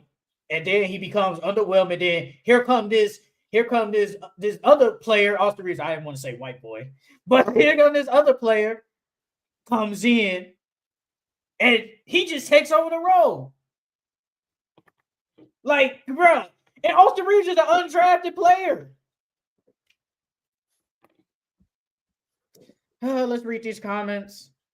Lakers are overrated. F the Lakers. I hate the Lakers. Santos, Rob got a third superstar for LeBron and Russell Westbrook. Well, we did say the last couple of years, but technically he did get Russell Westbrook. That was terrible. I think that could have worked, though. I think that could have worked. It could have worked. I thought if Rob would have played more off ball. Yeah, it would have worked. It would have worked. I think it definitely would have worked. And shout out Santos. He's a part of the Pick Aside podcast. I watch Pick Aside podcast all the time, and he's like their number one fan. So shout out to Santos. Shout out to him, bro. All right. That is it for the Lakers are traded D'Angelo Russell to the Brooklyn Nets for Dorian Finney-Smith. Now we're gonna give our new 2025 MVP NBA awards. We have got 2 months. We saw 2 months of basketball action. So I said, Charles, let's give us a redo. We probably got some different people we want to put in our MVP, six mans, or most improved. Let's give ourselves a new group for the start of 2025. So I don't know. Let's start with I'll say the award, and then we just go like that instead of you go MVP, six man. Let's go with that way. For my MVP, because I think I had Luka winning this year, and he's not gonna win it this year again. I have Nikola Jokic as my new MVP.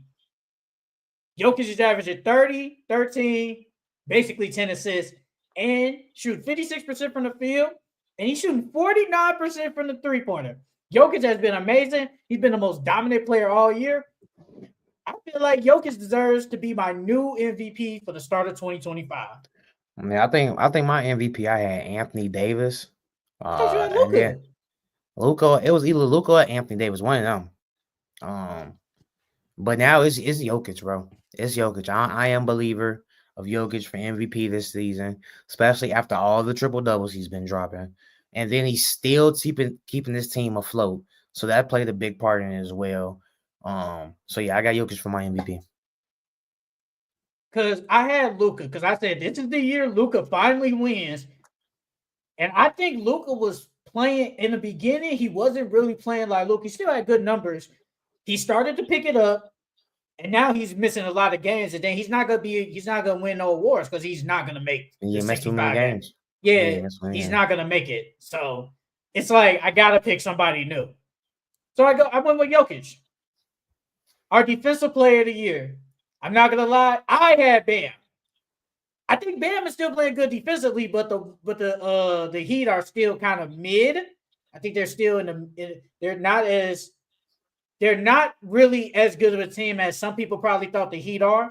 So I have come to Charles' side, and I have picked Victor Wembanyama There you go. as my new defensive player of the year. Wemby averaging 4 blocks, averaging 25, 10, and 4 assists. Yeah. When Wemby's on the court, you can see the defense. You see it all, man. Right now, I think Victor Wembanyama is the defensive player of the year. He is my new defensive player of the year. Yeah, yes. Yeah, you already know mine's the same. Yeah, mine's stayed the same. Who you got? Wemby is the MVP right now. He's the best two-way player. Sarcasm. I did say last week, is he the best two-way player in the NBA right now? I did ask that question. That's not a bad answer. Wemby can do it all. So he's 7'4"? Now you asked what? Who did I was gonna say for your most improved. Oh, I still got Jalen Johnson. I'm sticking with my pick. I'm sticking with Jalen Johnson. Because now we have, like, especially now that we've seen what's going on, Jalen Johnson's averaging 20, 10, and 5. Like, because we made like our picks before the season started. We predicted what was gonna happen. Now we actually seen this. So I still got Jalen Johnson. Every time I watch this, I'd be like, bro, he's really good. Who's I have? I think I did have Jalen Johnson. Yeah, I think I did have Jalen. I think you had Jalen Johnson still. For Rookie of the Year, I think I had Zach Edey. But for now, I still have Zach Edey as my Rookie of the Year. How many games has he missed so far? He missed a bunch of games. You know, the thing is, though, for rookies, that minimum doesn't matter. That's crazy.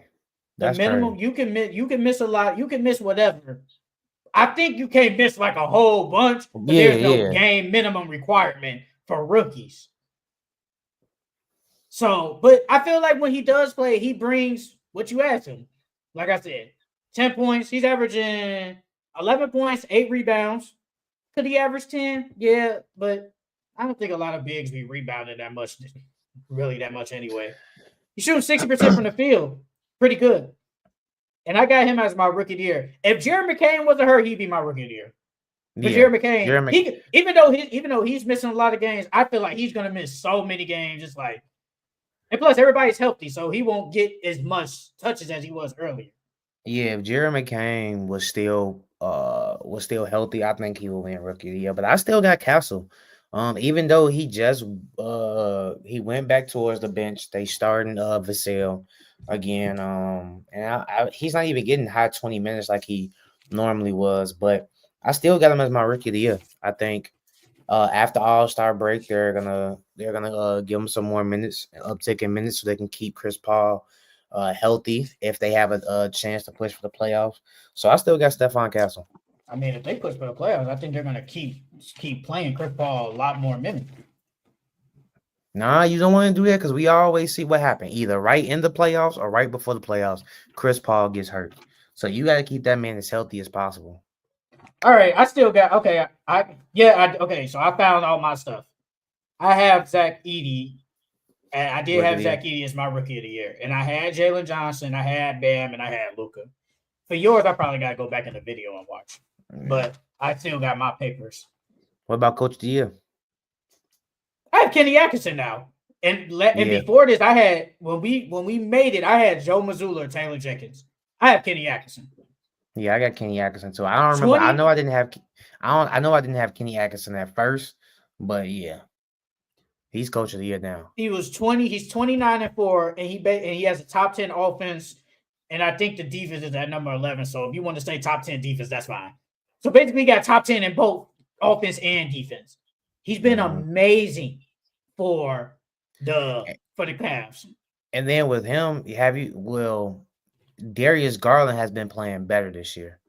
I don't know if he unlocked Darius Garland and Donovan Mitchell, or it just like took another year of them being together for it to gel like this. But yeah, their offense definitely looks better than it did last year. And guess who's back? Imani Bates is back. He's been in the G League. Yeah, he's been in the G League playing. So I wonder if they're gonna call him up and give him some ticks sometime this season. Because it's a long season, so you can't play all your players 30+ minutes the entire season. So some of these guys on the bench are gonna have to step up and throughout some of the rest of these games. So hopefully Imani can get that shot.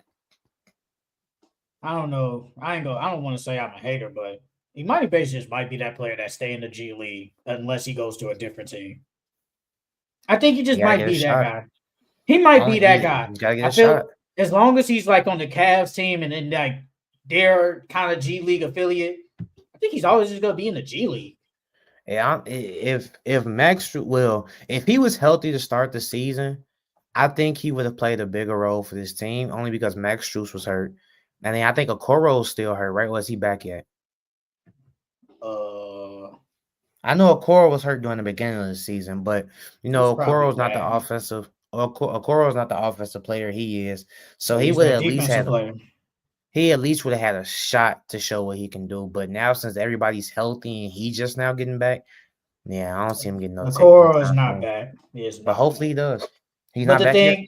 No, but the thing is, okay, we're going off of this right now, how people play right now. In the beginning of the season, I would kind of agree with you. Like, he probably should have played more, but Caris LeVert has been arguably like a 6-man of the year candidate, been playing good out the bench. Ty Jerome has played good for the Cavs. I don't think he's taking some minutes from him. Max Strus, you paid him a lot of money. He's not getting him. Sam Merrill, surprisingly, when he plays, he's just a knockdown shooter, but he hits the three. And George Niang, they gave him some money too. I don't think he's going to play over those guys, and that's what I said last year. I just think he's just not playing over those guys. But yeah, I have Kenny Atkinson as my coach of the year. I have Kenny Atkinson. I think Kenny Atkinson has been amazing for the Cavaliers. I'm just looking up some notes, guys. If y'all want to ask a question, y'all can ask a question. If y'all want to ask a question, ask.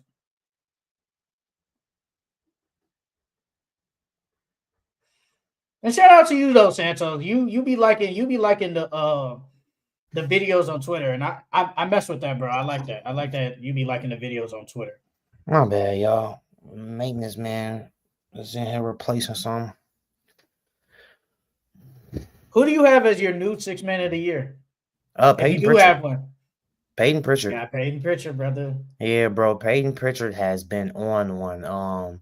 It took him some years to finally crack the rotation, but he finally did.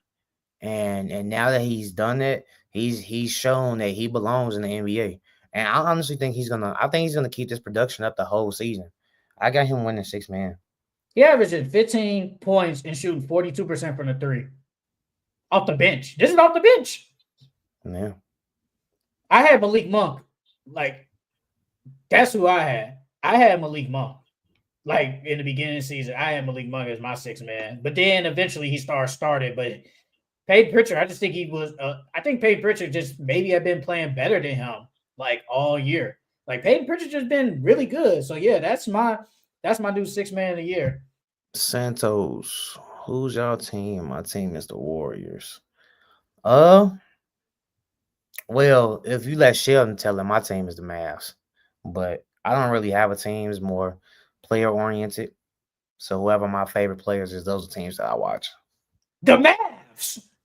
What are we doing? Like, what are we talking about? I watched Stop the Pistons. It. No. We're not. You're not going to do this. You're not. No. Don't. No. We're not. I'm not letting you do that. Guys, the 3 people in the chat. I put this on. I ain't gonna say the person's grave, but I put it on my grave. I have video of this man saying the Mavs are my team. You can literally go look at the video, bro. He clearly that's because my favorite players are on the team. That's why. But did you not say the Mavs were your favorite? Did you not say the Mavs were your team? Did you not only because of Luka and Kyrie? So that's your team. Only because of those two. Only because so that's of those your team. Two, yeah. But so that's your team. Yeah. All right. So thank you. Just admit to it that you are a Mavs fan. It's okay. It's okay to say you're a Mavs fan. Yes, you root for the Pistons because of K. But if you had to choose, you could put your stock more in the Mavericks than the Pistons. Let's just be honest. We're not gonna do that. Me, I'm biased. I like LeBron, so I'm going with the Lakers. Since LeBron been with the Lakers. Basically since LeBron with the Lakers since what 2019. Just been with the Lakers. So I'm with the Lakers, man. Santos. I'm like Drew. I'll pick a side. You know, he a LeBron fan, but be fake rooting for the Lakers. Wait. On his birthday, was you that guy that posted that LeBron Hennessy talking about I finally got my king inside me? No, come on now, bro. That's you, your glorious king. That's what you said. That's your glorious king, man. That's my glorious king, but that's some wild. That'd be wild, man. That'd be overboard. Them people that be in the comments that talk about, they be like, where do I start? My Pookie. No, that'd be wild. That'd be wild when they be talking about that. See, Santos just said it. Said ain't nothing wrong with being a Mavs fan. It's okay. It's fine. No, I ain't saying there's nothing wrong with being a Mavs fan. I'm just not. It's like you're denying I'm only denying it because I'm not a fan of that team. If I say I'm a Mavs fan, that means I've been watching the Mavs since Dirk. I've been a fan before then. No, I've only been a fan because of Luka and Kyrie. Okay, but you are a Mavs fan. That's fine. That's okay to say. That's okay. You're a Mavs fan. You can say it. I root for the Mavs because I like Kyrie and Luka. That's okay. I don't really consider that a fan. Like, to me, a fan is somebody that been with that team through everything. Like, okay, you could say I'm a Chicago Bulls fan. You could say that because I'm gonna be with the Bulls regardless because that's my hometown.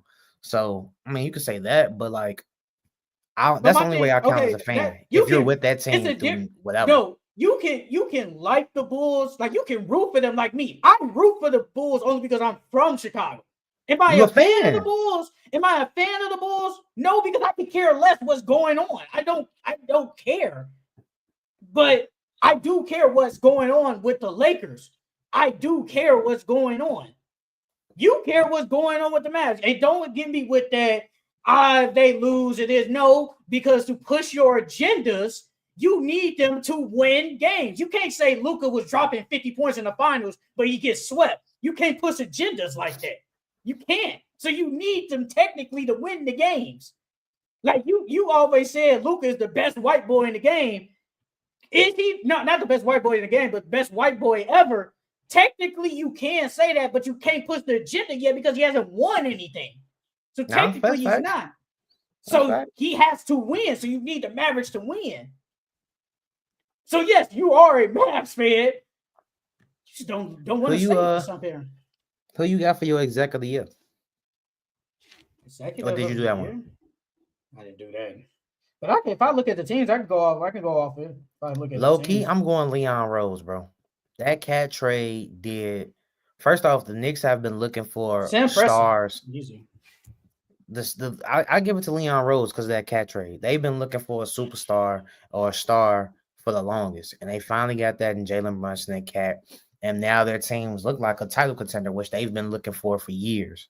So I'm giving it to Leon Rose. I could say Sam Presti. I mean, getting Alex Caruso, getting Isaiah Hartenstein, really haven't traded for nobody, and just able to get a lot of draft picks. I know that's a long time ago, but just signing them and just getting a lot of draft picks. I mean, you can't beat that. Like, Cat is better than Hartenstein, obviously. But you can argue Hartenstein's impact kind of been better than Cat's. You can argue it. I'm not saying he doesn't, but you can argue the impact has been better. Because since Hartenstein came back from his injury, that's when the Thunder went on their run. And look at them now. They won 12 games in a row. So I would pick Sam Presti, but Leon Rose, I mean, making those moves, getting Cat, you might have kind of over traded for Mikal Bridges, but don't matter. Traded for Cat, re-signed Brunson this offseason, re-signed in OG, even though you said you weren't going to sign on the $40 million. But I said you got to make that, you got to do stuff like that. That's how it works. But just signing all those guys, I think that's great for the Knicks. And look at where they at now. 9 games in a row, 3rd in the East. All right. That is it for that was D'Angelo Russell. No, that was our NBA, our new NBA awards for 2025. Now we're gonna do the teams that are rising and the teams that are falling. I feel like we gonna have majority of the same teams, but we got some teams that have some falling and some rising. For the fall, I only got 5 for the fall. I got the Warriors. I got the Warriors. Yeah, I got the Warriors. T-Wolves. I got the Lakers, the Mavs, and Lakers are the falling. Suns. How the Lakers falling? I got them and the Suns. Well, first let me start with the Warriors. The Warriors, they are 4-13 in their last 17 games, bro. So in the last month and some change, they've only won 4 games. And I keep going back to my hot take. I said that these boys was not gonna make the playoffs. They don't look good, and they were overachieving to start the season off. And so far, I've been right. So they're falling. I got the T-Wolves. Technically, you are not right because they're in the play-in 2 with the Spurs. So I mean, the season's still young. No, it's not. We can't say young anymore. We're basically a quarter in. Like, and then with the T-Wolves, they have not been playing good basketball at all. They're barely scraping by to get these wins. They losing against teams that they're not supposed to lose to. I got them. And then the Lakers in December, they are 7-6. They haven't been playing good basketball at all. That's why I say they're falling. They may still have a winning record right now, but the basketball they're playing loser basketball. If they keep this up, like they just went 7-6 in December. If they can't keep going 7-6 or barely winning 1 games throughout the month. You have to string together wins. And hopefully with Dorian Finney-Smith gone, there now, and D'Lo gone, they can do that. Then the Mavs, of course, they're 8-5 on the month, but Luka getting hurt, they're obviously gonna fall. I don't think that they lost to the Trailblazers already. Like, even though you have no Luka, your team's better. You're not supposed to lose to the Trailblazers. And then the Suns. The Suns are 4-9 in December. Even though Book was injured, Bill got injured, KD was injured, so injuries played a part in that. But as of right now, they haven't been looking good either. Hater. I did have the Warriors. I definitely had the Suns. Suns have been looking so bad. They're 2 games under 500. I don't care what anybody says. You are not supposed to lose to the Grizzlies with no job. And you're at home. They lost that game. You're not supposed to lose that. They are definitely falling. The Kings, we know their situation. They're going through it. Got an interim head coach.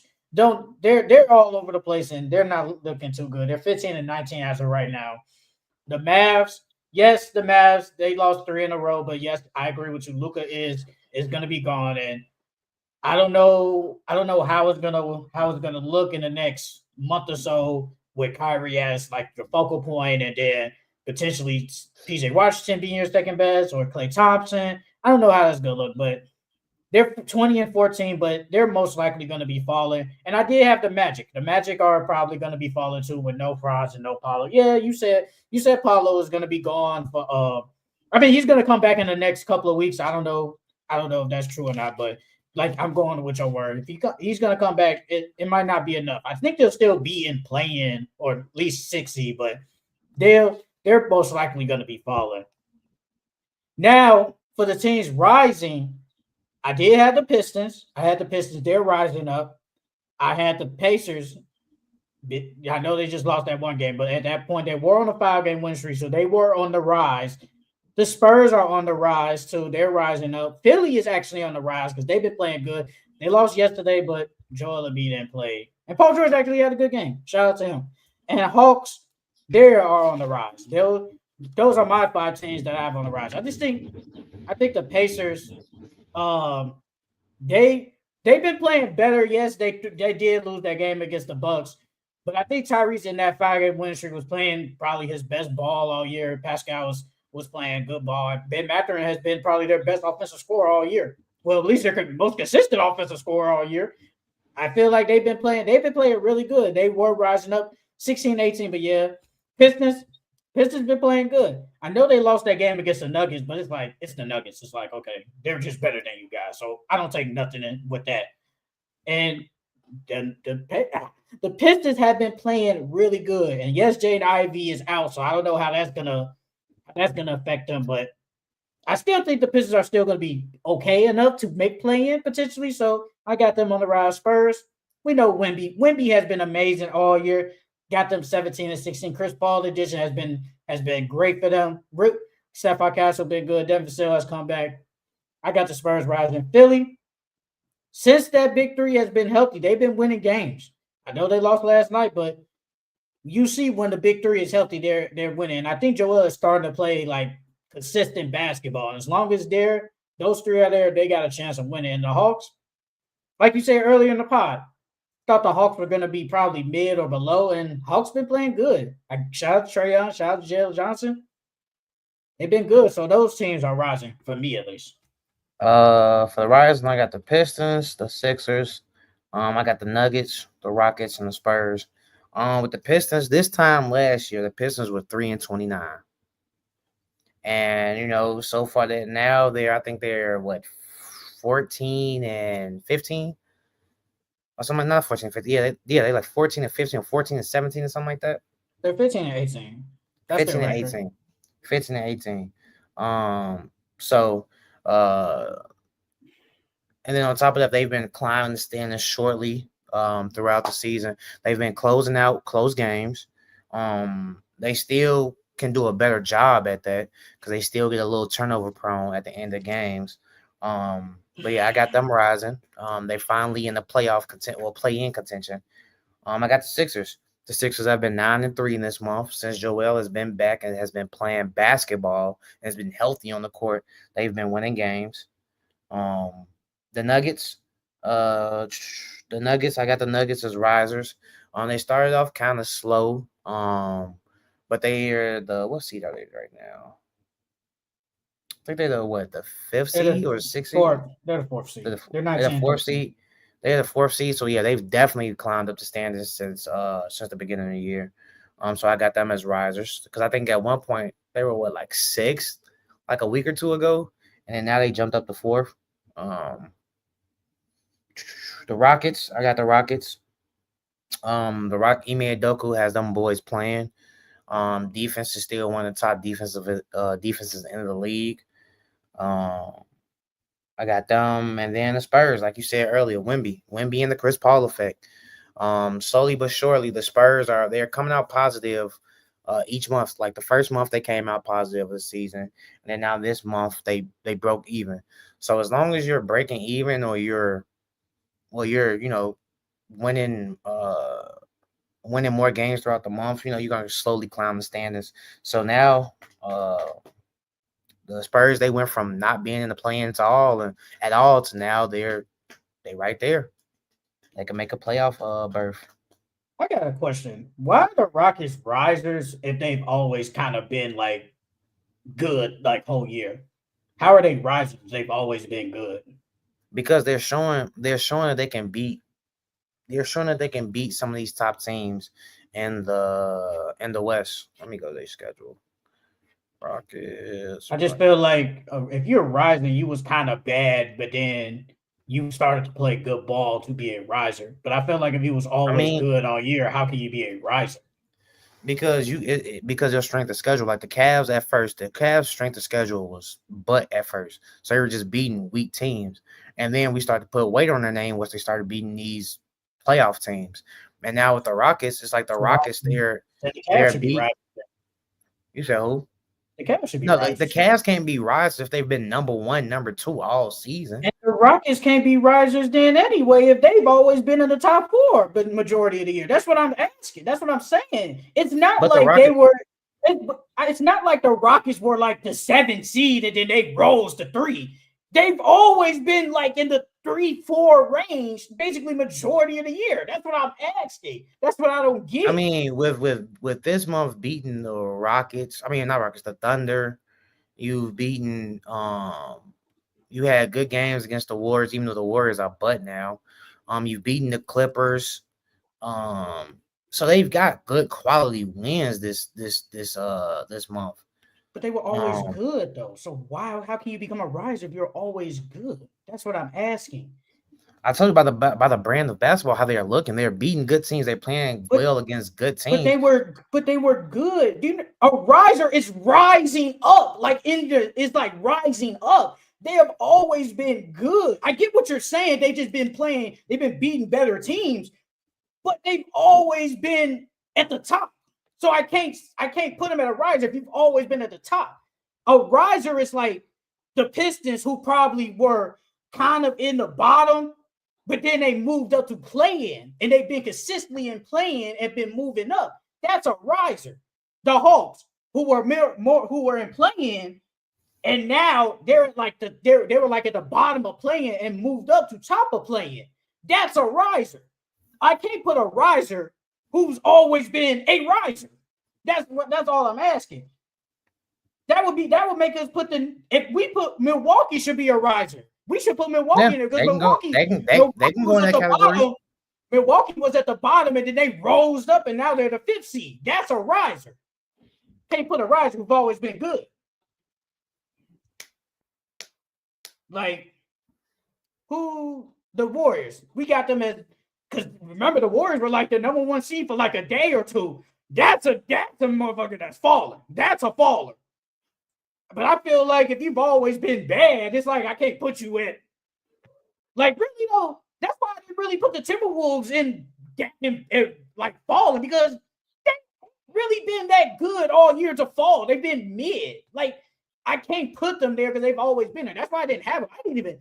Okay, when you hit the Timberwolves, I was like, damn, I didn't even think of the Timberwolves. Like they never even came up in my head. They never popped in my head.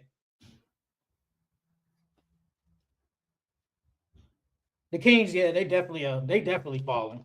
The Kings are falling. Suns. What can the Suns do to get better? Because they really can't do anything. I think early on in the season they had success when they was playing Ryan Dunn. Ryan Dunn ain't really played that much since I think him, and then they got to figure out what they're gonna do with Nurkic. I don't think Nurkic is the answer at center. I didn't like it. I didn't like him even when they traded for him. I didn't think they should let DeAndre Ayton go. But in order the Suns, they just gotta all be healthy. I think if all three are healthy, then they'll play some good basketball. They'll get back on track. But they all have been out the lineup. That was the same as last year. Yeah, it's the same thing this year. Devin Booker's taking more threes, something he doesn't do that much. He's more of a mid-range shooter, get to his spot. Now he's taking more threes. Low-key, Devin Booker is not to Devin Booker's status. He's not really having the best year. I mean, but granted, he got good players on his team. So it's like I don't expect Book to be up there in the high 20s or 30. It And was you like got that last KD year. and Bill. And you It got was back KD that and last Bill year. on your team. He had that last year though. I mean, but did they win like that? Never. Who said anything about winning? I just That's what said I'm Devin saying. Booker. He I did it said that. last year. They I didn't know, win like that. So now let's try something different this year. and they're not winning this year. So you're playing worse and still not winning, and that's what I'm saying. You're saying he's his points are low because he has Kevin Durant and Bradley Beal, but last year he had the same people and he was No, giving you 27 points. I think this year it's a more concerted effort to play team basketball. Especially now that you got Tyrus Jones on your team who moves the ball well. So I think it's more of a let me make the extra pass. Because last year they had him at point most of the time. Him and Bill, they had them at point. But this year, now that you got Tyrus Jones, it's like more ball movement, more team play. But wouldn't that make him getting I easier don't think shots? Nurkic is the answer though. I don't think I don't Nurkic think is the so answer. either. I don't think so either. I think Plumlee would be a better fit only because He Plumlee ain't is the greatest fit either. He ain't the I greatest either. think I think he'll be better than Nurkic. Nurkic is slow. He has trouble running up and down the court. Mason Plumlee can pass, he can rebound, and he can defend. He's more athletic. I think that'll play better to their strength than Nurkic. I'd rather have neither. I'd rather have neither, if we're being honest. Like you said earlier, DeAndre Ayton, he should have stayed, but that wasn't his decision. Him and Monty had beef, and they chose coach over DeAndre Ayton. Because I feel like if they didn't have beef, and Monty he didn't bench him in that game 7 against the Mavericks, he probably is still there. And I think he brings way more than what Nurkic and Plumlee do. Like, if you want to say Plumlee is a better fit, that's fine, but he's no better. He ain't making life easier for them. They still don't have a legit good big. So yeah, I'd rather have DeAndre Ayton. Valanciunas, because I heard the reports. They said that they're looking for a big, and it's kind of, if I'm Nurkic, I feel disrespected. It's like y'all looking for a big, but I'm still here. It's like, wow, that's crazy. But the only other big they could possibly get, maybe like a Nick Richards, Walker Kessler, Valanciunas, Robert Williams. Like those are the bigs that's on the market. I like Robert Williams for them. I like it. The only problem is he's just injury prone, but I like it. I don't have a problem. I don't have a problem with like Robert Williams on the Suns. I have no problem with that at all. All right. This is probably our last topic. Our NBA New Year's resolutions. What do we want to see in 2025? I'll start. I want to see the Bulls blow it up. I want to see the Chicago Bulls finally tell themselves, we're not that good. We're not a good defensive team. We have Zach LaVine. We have Vucevic. Let's finally get rid of them and just finally rebuild. I think it's finally that time. It's probably been that time for the last 2 years, and y'all still haven't done it. So I hope the Bulls management finally looks in the mirror and said, let's just blow this up and let's start the rebuild. So I want to see the Bulls blow it up. I think I got like 2. One, all the stars and all-stars and superstars, they all stay healthy. That's my New Year's resolution. I want all of them to stay healthy so we can see some good brand of basketball for the entire year. And then my other one would be for the basketball community to stop being toxic. Like bro, like it's getting out of hand. How these death threats that they be sending to players because they parlays not hitting. Like, bro, like y'all getting out of hand, bro. That's what I want. I want all the all-stars and superstars to stay healthy for the remaining year. And for the basketball community, stop being so damn toxic. Okay? Because y'all being toxic, that ain't gonna solve nothing. It's not even depth threats. It's just the basketball discourse of saying a player. It's like you got to belittle a player to prove your point. Like, I feel like that's toxic. Like, if you say LeBron's better than Mike, cool. If you say Mike better than LeBron, that's cool. But don't say Mike was garbage in this era. LeBron was garbage in this era. They're both great.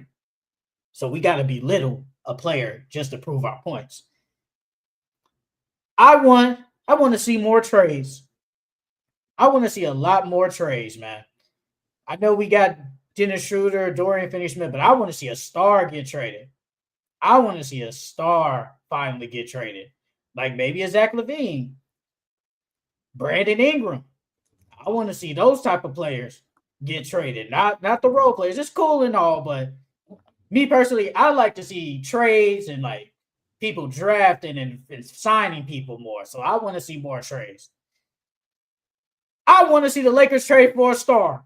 I want to see the Lakers go out there. You got Dorian Finney-Smith, all cool. But I want to see the Lakers finally use them first round picks in 29 and 2030 and trade whoever, maybe like a Gabe Vincent, Jared Vanderbilt, maybe even Dalton Connect to go out there and get a star player, maybe Brandon Ingram, Zach LaVine, or De'Aaron Fox.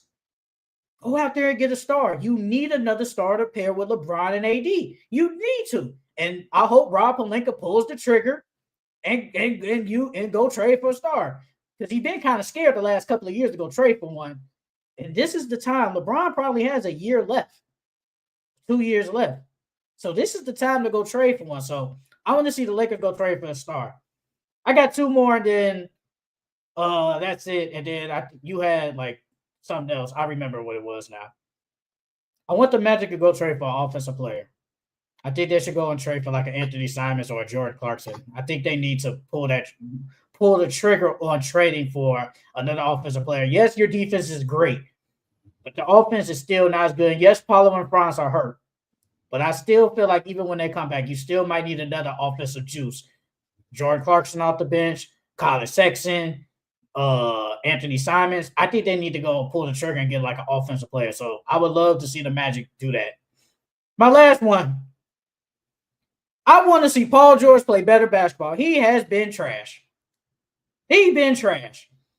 Outside of this last game, he had 30 points. This is his last. I got his last 5 games.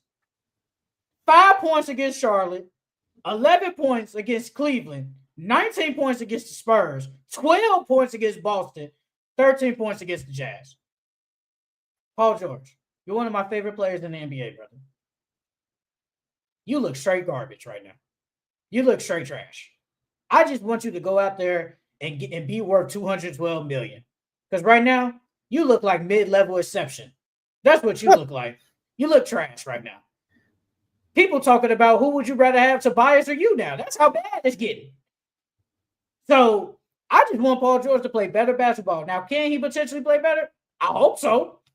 But right now, you don't look good. It looks like it's just Maxey, Joel Embiid, and you just out there. You look like the role player, not part of the big three.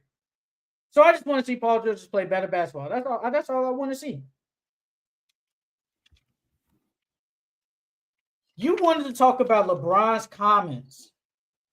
Him saying that he could play 5 more years. I think it's cap, but yeah, I think he capping too.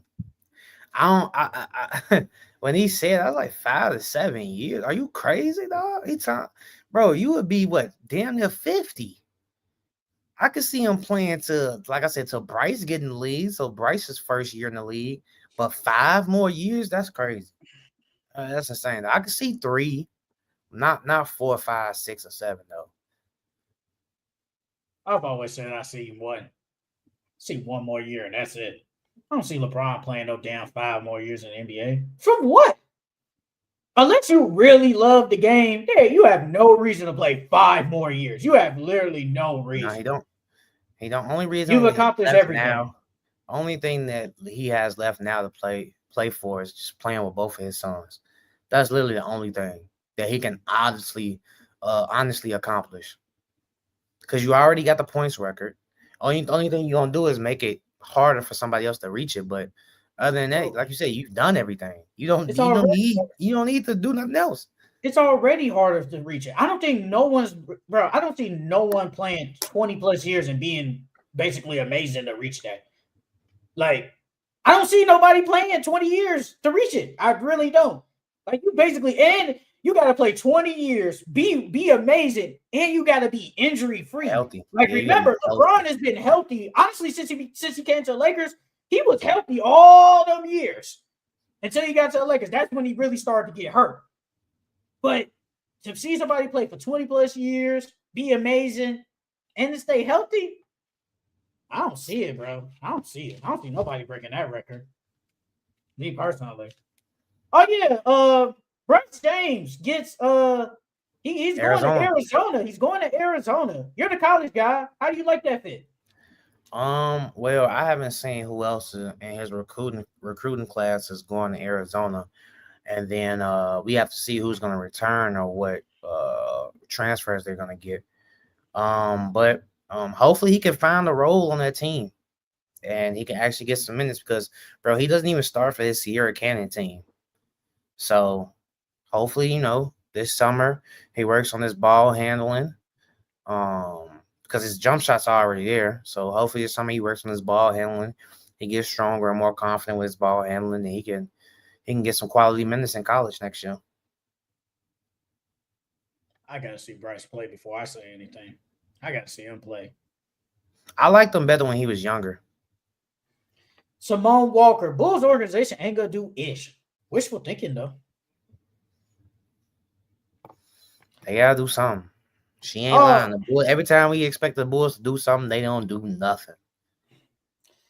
Oh, and I guess we'll end it off. You wanted to talk about Tyler Herro and Amen Thompson of the brawl.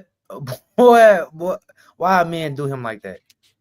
Why Tyler do him like that? Why Tyler do him like that? Nah, G. What you mean? Nah, like, playing wise? Yeah, he busted. Yeah, that's why he was pissed. Yeah, he was going crazy. Yeah, Tyler Herro had a good game, but he couldn't guard him. He was messing him up, bro. He was messing him up. He slung that man to the floor, and then when Tyler got up, Tyler looked like he was on demon time, like he was gonna punch him or something like that. I'm like, I understand NBA players, they don't want to fight because they don't want to lose money, they don't want to get suspended, but bro, like what Kobe said, bro, at some point you gotta stand up for yourself, bro. You are a man. This is a man's game, bro. Take that fine. Take that fine. Take that suspension. You gotta show players that you're not a punk, bro. It's the same thing that Draymond said about Zach Edey. And it's the same thing with Draymond and Jordan Poole. Bro, you can't let nobody see you a punk out there. You know what I mean? Like, and you just showed me you a punk. So every game, I'm gonna try to punk you now. Now, will it work? It probably won't. But still, now you're gonna play his radar. You don't play his radar as a punk now. Ain't nobody on no radar, bro. It's a brawl. It happens. Nobody ain't throwing no punches. Bro, he flung that man. Like it wasn't even. It wasn't even fair. It wouldn't even be a fair fight. That's how bad it looked. And if I'm Tyler Herro, it shows who you really are. You one of them when you get your ass whooped. You gotta resort to pushing me. You one of them. You a sore loser. I don't think that's why he did it, bro. Like before that, Tyler Herro had his shoulder all in his sternum, bro. He probably like gave him a little shoulder or something like that. He didn't like it. That's one of the reasons, though. He was busting his ass. He was. Tyler Herro. Everybody in the NBA is good, bro. That's why they made it to that level. So if a dude is killing you that one given night, bro, I don't think players are gonna truly get mad about that because everybody's in the NBA is good. So like I don't think that matters, bro. I don't think that's why he was mad. I think Tyler Herro was probably doing some stuff to him throughout the game, like little dirty stuff, like shoulders here in the sternum, or I don't know, just little dirty plays that NBA players be doing that the refs don't catch. No, that's cap. Because if some dude off the bench, if the 15 dude come off the bench and he light you up for 30, you gonna get pissed. So I don't want to hear that they're in the NBA good. Yes, they are in the NBA. This is the highest level, but the 15 man, if he come up and dropping 30 on you and you guard him every night, you gonna get pissed. And at some point, you go probably push buddy. So no, I don't want to hear that. I don't want to hear that. I think it was like that Mike Dunleavy and Giannis, you dig. That game, Mike Dunleavy was going crazy, and I think he fouled Giannis.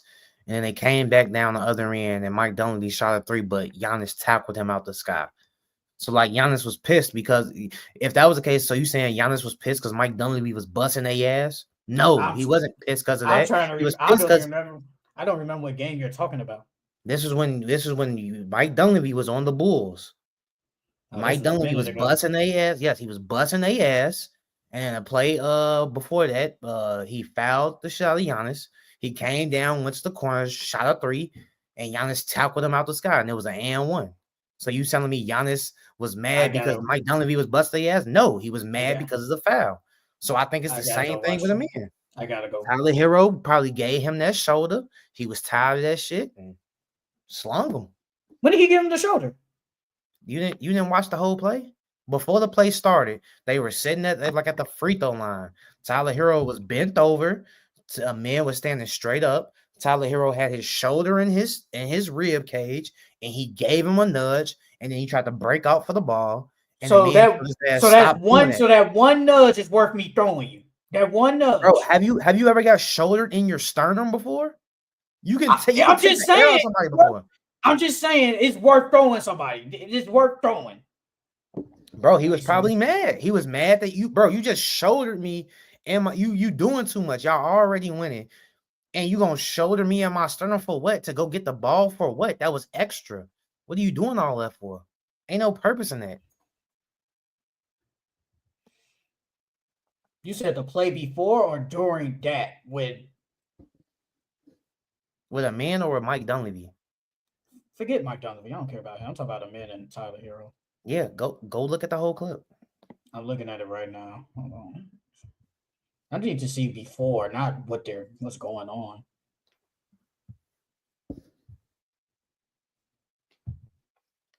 Let's see. Okay, Tyler Herro. Bro, people do that all the time. That's nothing new, bro. That ain't worth that, bro. That I'm not doing that because I've seen way more people do that. That's not like a rare play that somebody do on somebody. Players do that all the time. But that shit probably now is that could that be a reason? Maybe, but that I don't think that was. Oh, let me. No, I think it was a buildup. I think it was a buildup. I think throughout the whole game. I think throughout the whole game, Tyler Herro was probably doing little shit that a man wasn't liking, like probably pushing off or whatever the case may be, or he's probably doing a bunch of little stuff that he didn't like, and then that was the last straw. I don't think a man's the type of person, okay, you just gave me a little shoulder, oh, let me throw you to the ground. Nah, he seems like one of them types where you have to do a lot, bro. He's a quiet kid. He's not going to just turn up like that in an NBA game and throw you to the ground just because he got one shoulder or because you busting my ass. He's not going to do that, bro. If that's the case, we can see way more brawls then. Players be getting their ass bust every night. Or maybe some just don't care. I think some people, like me personally, at some point, it's like, I wouldn't care. I wouldn't care enough. Like, it's not worth. I don't think any NBA player cares. It's not worth fighting. It's not worth fighting. Draymond care. That's why he be fighting everybody all the time. Like, at some point, who cares? All right. That is it for the Full Court Entertainment Podcast. Follow us on all social medias at the Full Court Entertainment Podcast on Instagram, TikTok, Facebook, Twitter. Follow us everywhere. We are actually live on TikTok now. There may be a time I'll go live and be able to react and be able to talk to you guys. Maybe Charles will come in there too. We could just chop it up, man. You guys can ask us some questions, or we could just watching the basketball games and you guys in the comment section. You never know. But yes, we are now live on TikTok, so we might pop up in there. Maybe even tonight. You never know. But that is it for the Full Court Entertainment Podcast. We will see y'all next time.